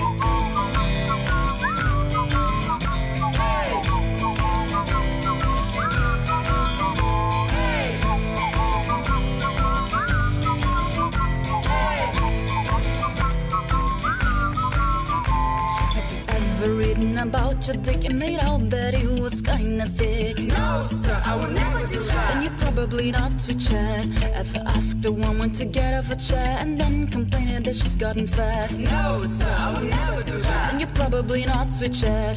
Have you ever donated $50 just to call a streamer a twat? Hey, sir, I think I've done that. Welcome to Twitch Chat.